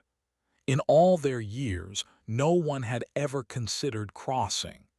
The near side where they lived had been the most complete section. The bridge was unfinished. Everyone knew the legends of the middle span, of bare girders, of gaps, of places where the bridge was nothing more than a skeleton. "It's suicide," Ben, the rigger, said, his voice shaking.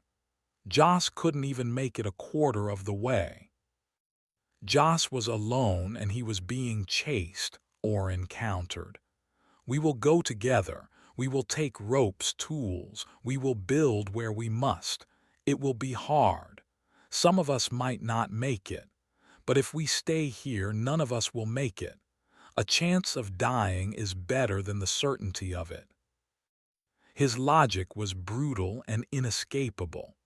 The choice was between a quick death on the span or a slow one in their homes. Mara felt Pip's hand tighten in hers. She looked down at him. He was staring out at the bridge, his expression unreadable. "What do you think?" she whispered, her voice for his ears only. "It's listening," Pip murmured, his eyes unfocused. Mara's blood ran cold. "What's listening, baby?" "The bridge," he said. "It remembers. It's all scratched up inside like a record."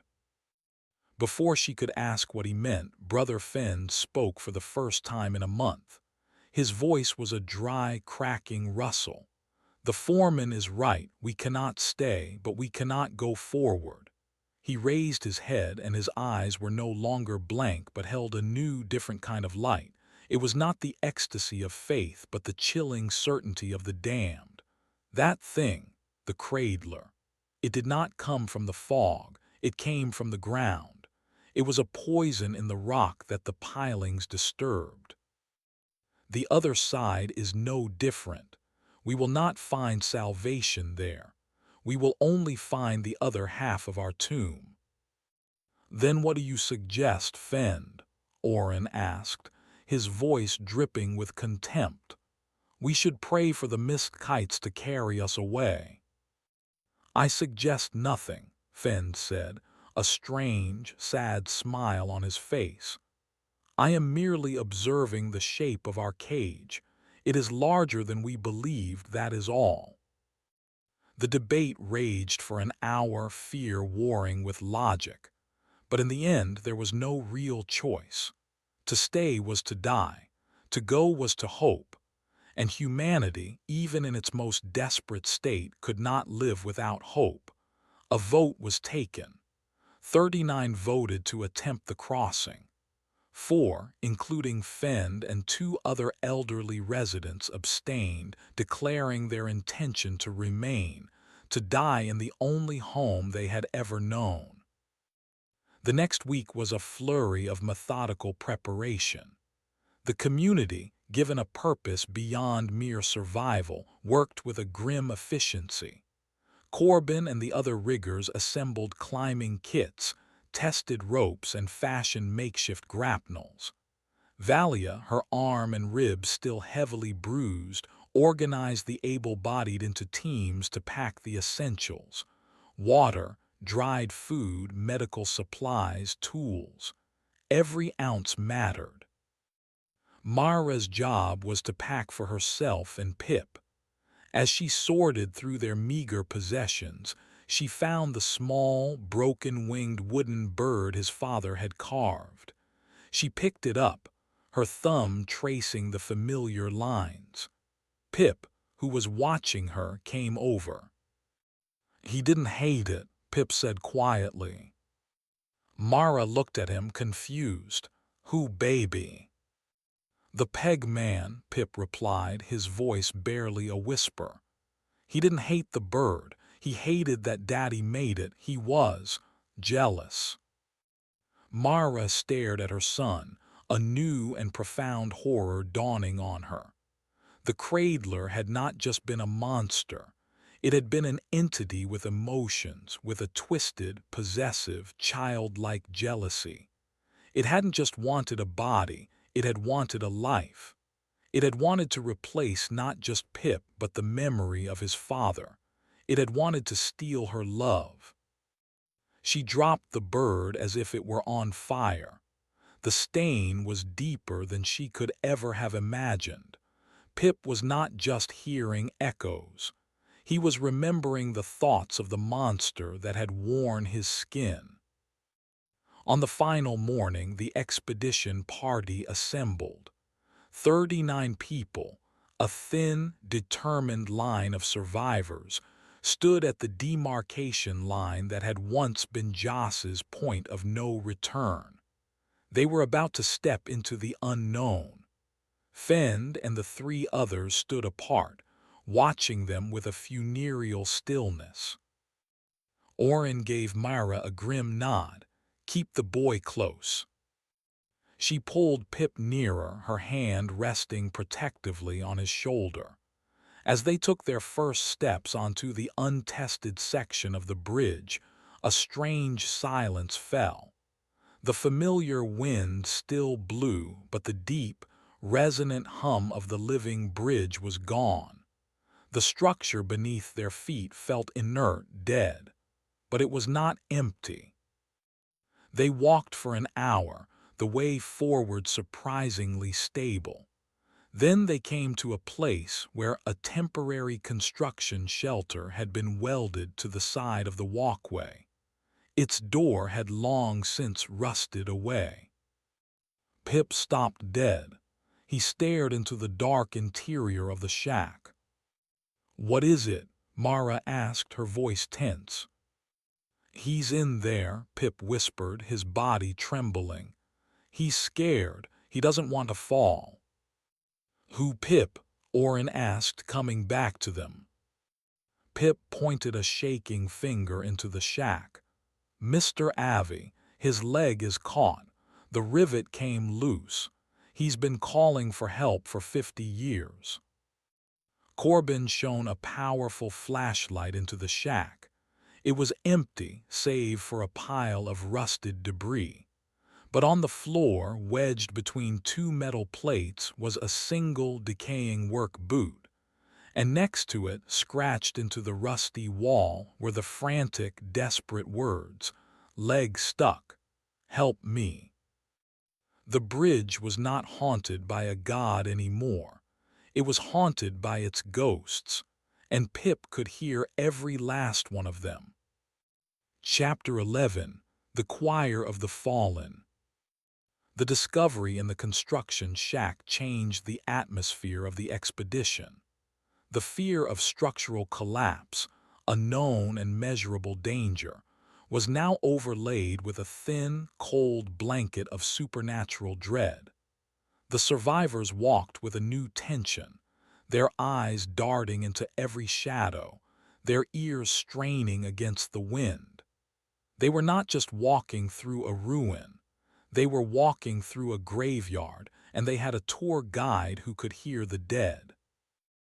Orin pulled Mara aside as the group navigated a narrow section where the outer railing had fallen away.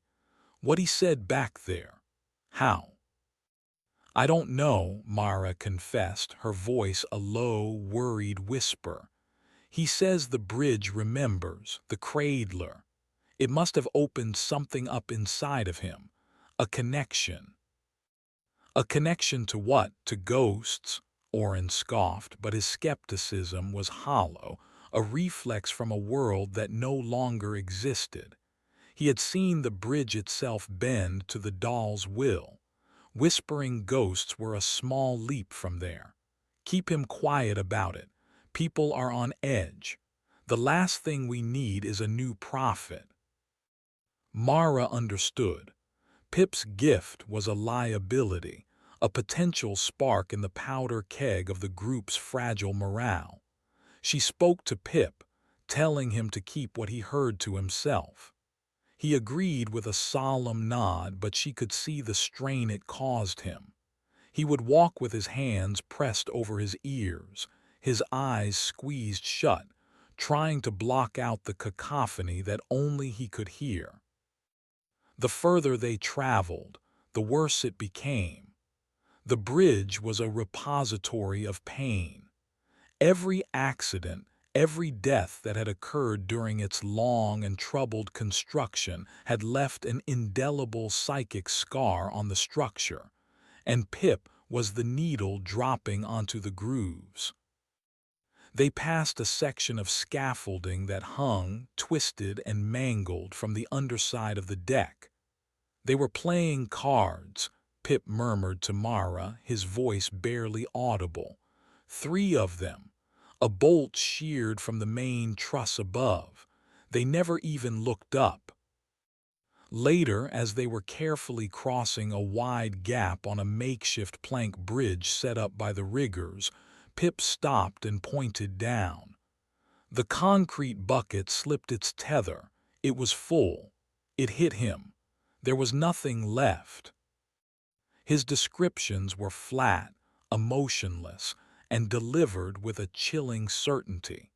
He spoke of men he had never known as if he had watched them die. Each story was a fresh wave of horror for Mara.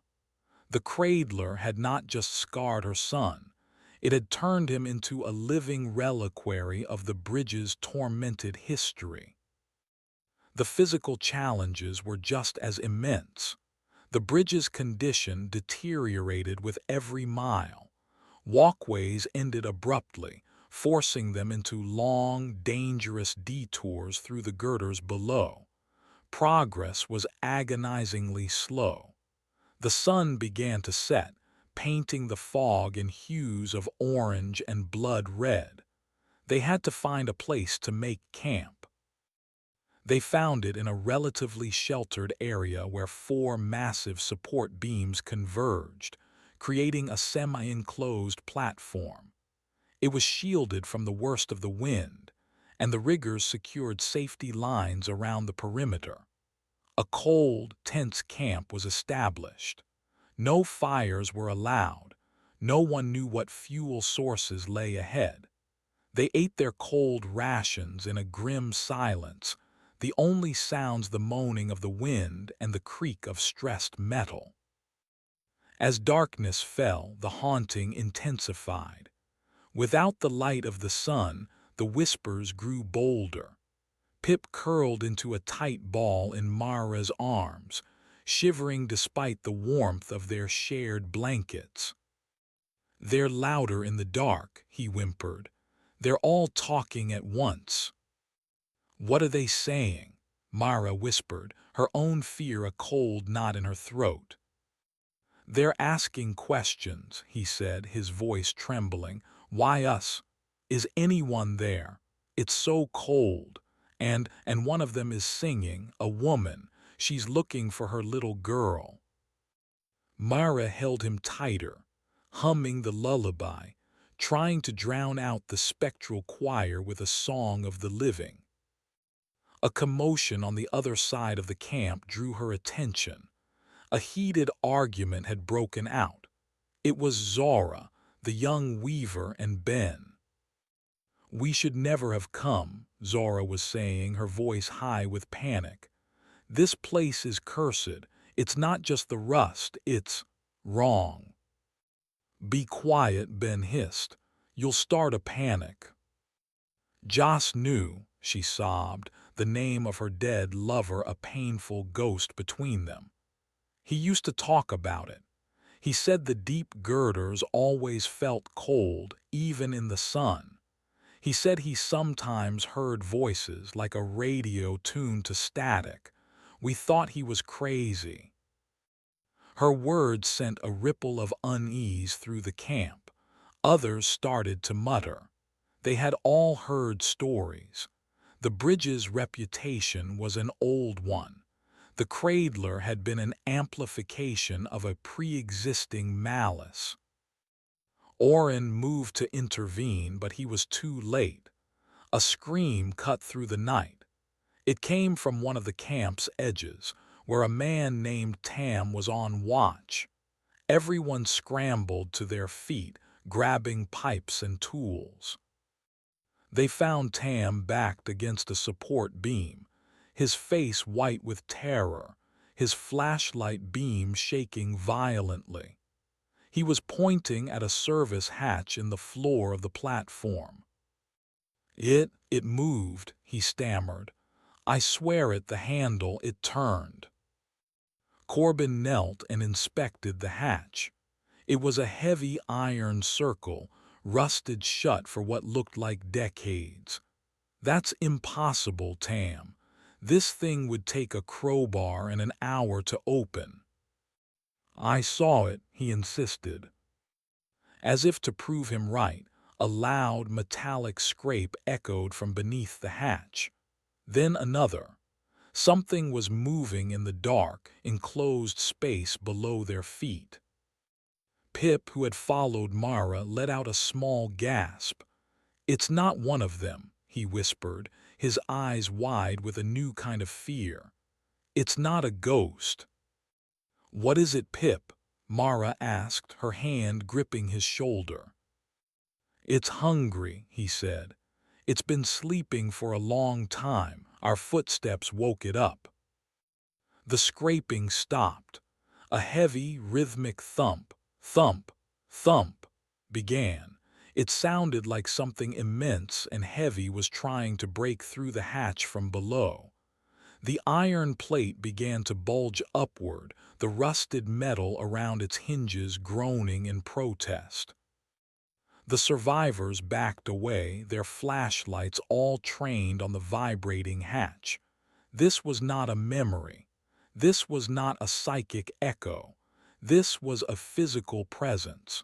The cradler had been the bridge's malevolent mind, but it seemed the bridge still had teeth, and they had just woken them up. Chapter 12. The Hunger Below. The bulging hatch was the center of 43 terrified gazes. The rhythmic, powerful thump from below was a sound that bypassed reason and spoke directly to a primal fear of being prey. This was not the insidious, psychological horror of the cradler. This was something ancient and physical, a creature of the dark, forgotten places. The bridge, it seemed, had more than one monster. "Back, everyone back from the hatch," Oren's voice cut through the panicked paralysis. He grabbed a long pry bar from a tool pack. "Corbin, Ben, get the heaviest things you can find. We have to brace it." His commands galvanized the survivors into action. Fear was momentarily replaced by the urgent need to follow orders. They scrambled to move heavy supply crates and coils of steel cable, piling them onto the groaning iron plate. But the force from below was immense. With every impact, the crates jumped, and the bulge in the center grew more pronounced. "It's not going to hold," Corbin yelled over the din, his face pale in the dancing flashlight beams. Pip clutched Mara's leg, his face buried in the fabric of her trousers. "It's old," he whimpered, his voice muffled. "It was born in the dark when they built the first pillar. It eats the rats, and the birds, and anything that falls." "What is it?" Mara asked, her hand resting on his head, her eyes fixed on the straining hatch. "It has too many legs," he whispered, "and no eyes." With a final, ear-splitting shriek of tearing metal, one of the hatch's rusted hinges gave way. The plate was thrown upward, sending crates and supplies scattering. It flipped into the air and crashed down onto the platform a dozen feet away.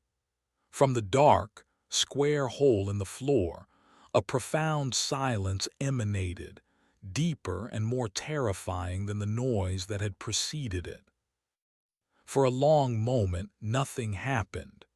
The survivors stood frozen, a ring of terrified statues around the black opening. Then a single, glistening appendage, pale white and jointed like an insect's leg, unfolded from the darkness. It was followed by another and another. They moved with a slow, deliberate quality, tapping the edge of the opening, tasting the air. Then the head emerged. Pip's description had been an understatement. It was a nightmare of biology. The creature's body was a flattened, chitinous disc, perhaps 10 feet in diameter, the color of a corpse. From its circumference sprouted a dozen long, multi-jointed legs that ended in hooked talons which scraped and clicked against the metal platform. But its head was the true horror.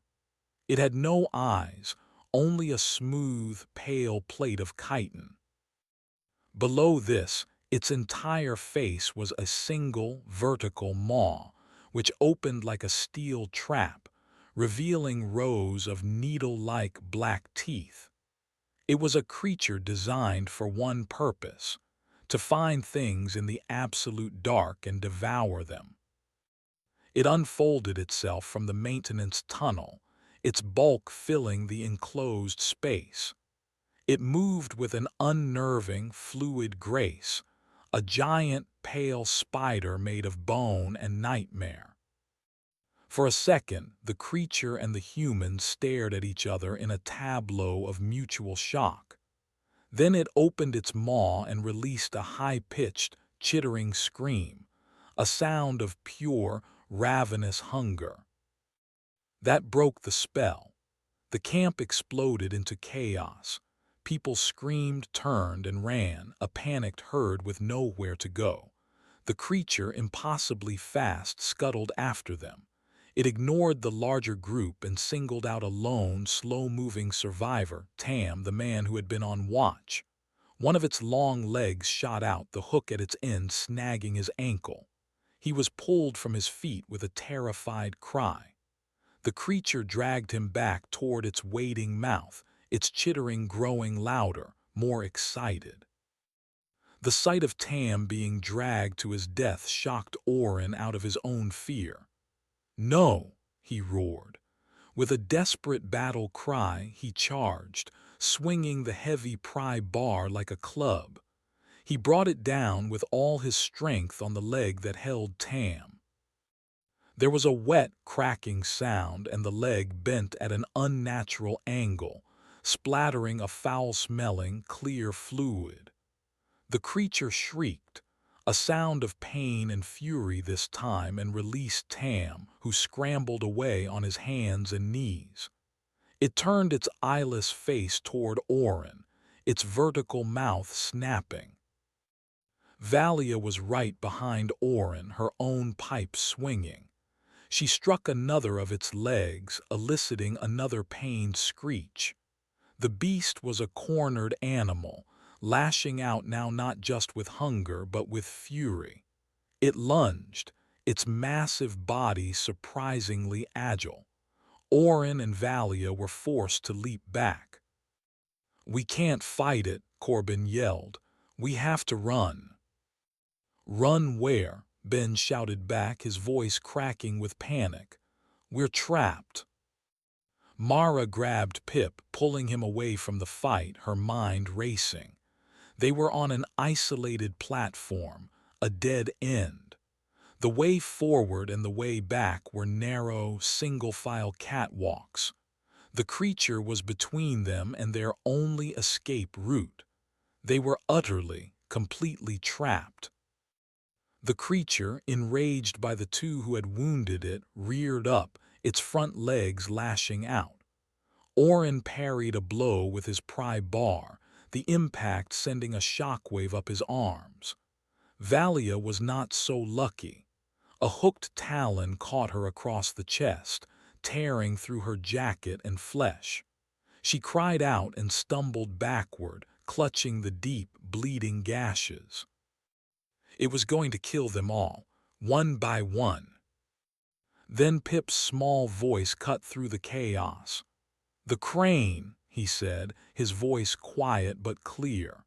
He was pointing not at the creature but up into the darkness above their heads. Mara followed his gaze. High above them, suspended from a massive gantry, was a relic from the original construction. A huge, rust-eaten maintenance crane, its hook and pulley system dangling lifelessly 60 feet above the platform. "What about it?" she asked, her attention snapping back to the fight as Orin barely dodged another attack. "Its brake is broken," Pip said, his voice gaining a strange, confident urgency. "Reese the Piper used to tell a story about it. He was a rigger then. The main brake caliper rusted through and they could never fix it. They just chained the release lever so it wouldn't fall." Mara looked from the crane to the fight. She saw Orin, tiring, being back toward the edge. She saw Valia bleeding on the ground. She saw the creature, a blind, relentless engine of death. And she understood. "Orin," she screamed, her voice tearing through the din. "The crane, the release lever." Orin, fending off a furious assault, glanced up. He saw the crane. His eyes widened in comprehension. He looked around and saw, on a control panel 10 feet to his left, a large, rusted lever held in place by a thick, corroded chain. It was a suicidal, impossible gamble. He would have to turn his back on the creature to get to it. "Valia, cover me," he yelled. Valia, seeing his intent, staggered to her feet. With a cry of pain and defiance, she threw herself at the creature's side, striking a leg with her pipe. The monster, distracted, turned its fury on her, giving Orin the opening he needed. He sprinted for the control panel. The chain was thick, its links fused by decades of rust. He put the end of his pry bar into a link and heaved, his muscles screaming. The chain groaned, stretched, but held. The creature, having thrown Valia aside like a rag doll, now turned its eyeless face back toward him. It scuttled forward, its maw wide. Mara watched, her heart stopped. He wasn't going to make it. She looked at Pip. His face was a mask of intense concentration. He was not looking at the crane. He was looking at the platform beneath the creature's feet. "The bolts," Pip whispered. "They're tired." As he spoke, a deep, groaning sound came from the floor. The metal plate the creature was standing on, weakened by the damaged hatch, began to buckle under its weight. The creature paused, confused, stamping its legs on the unstable surface. That tiny hesitation was all Orin needed. With one last, monumental effort, he put his entire body weight into the pry bar. A link in the chain snapped with a report like a gunshot. The release lever, freed from its ancient bonds, flew upward. For a moment nothing happened. Then from high above came a screech of protesting, unoiled metal. The massive crane hook, a 2-ton behemoth of solid steel, began to fall. It did not fall fast. It was a slow, ponderous, unstoppable descent. The creature, blind and sensing the new threat from above, looked up, its maw opening in a silent scream. It tried to scuttle away, but the buckling floor beneath it hampered its escape. The hook struck the creature in the center of its back. There was no sound of impact, only a flat, wet crunch.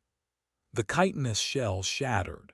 The creature's legs convulsed, and its entire body was crushed, driven through the weakened floor plate. With a final, catastrophic tearing of metal, the creature, the hook, and a huge section of the platform floor plunged into the abyss. A silence. A stunned, absolute silence descended, broken only by the wind and the pained gasps of the wounded. The survivors stared at the new, massive hole in their sanctuary, and then at Orin, who stood leaning on his pry bar, his chest heaving. They had survived. They were wounded, terrified, and forever changed, but they were alive. Chapter 13, Epilogue. They never reached the other side. 3 days later, their path was blocked by a collapsed section of the bridge so total, so impassable, that even Orin had to admit defeat. They had reached the end of the line. They retreated. The long walk back was a funeral march. They had not found salvation, only more ghosts and monsters. They returned to their broken home, their tribe smaller, their hope extinguished. But something had changed. The return was not a surrender, it was a reclamation. They were no longer squatters living in fear of their world. They had faced the bridge's two hearts, one of psychic malice, one of physical hunger, and they had destroyed them both. They had walked through hell and returned. The bridge no longer owned them. They set about the task of living, not just surviving. Oren, with Corbin's help, began the impossible task of reinforcing the bridge, salvaging materials from the collapsed sections. Valia, recovering from her wounds, trained a new generation of edge guards, teaching them to respect the fall but not to fear it. Mara and Pip found a new quiet. The ghosts had not fallen silent for Pip, but they were different now. He was no longer their unwilling audience. He was their keeper. He would walk the length of their small nation, listening to the sad, faint whispers, a solemn guardian of the bridge's memory. He was the only one who remembered the names of all the dead. One evening, months later, Mara found him sitting at the very edge of the broken span, staring out at the vast, empty sky. She sat beside him, the wind whipping her hair. "What are you listening to?" she asked gently. "Nothing," Pip said. He turned to her, and for the first time since the fall, his smile was not haunted.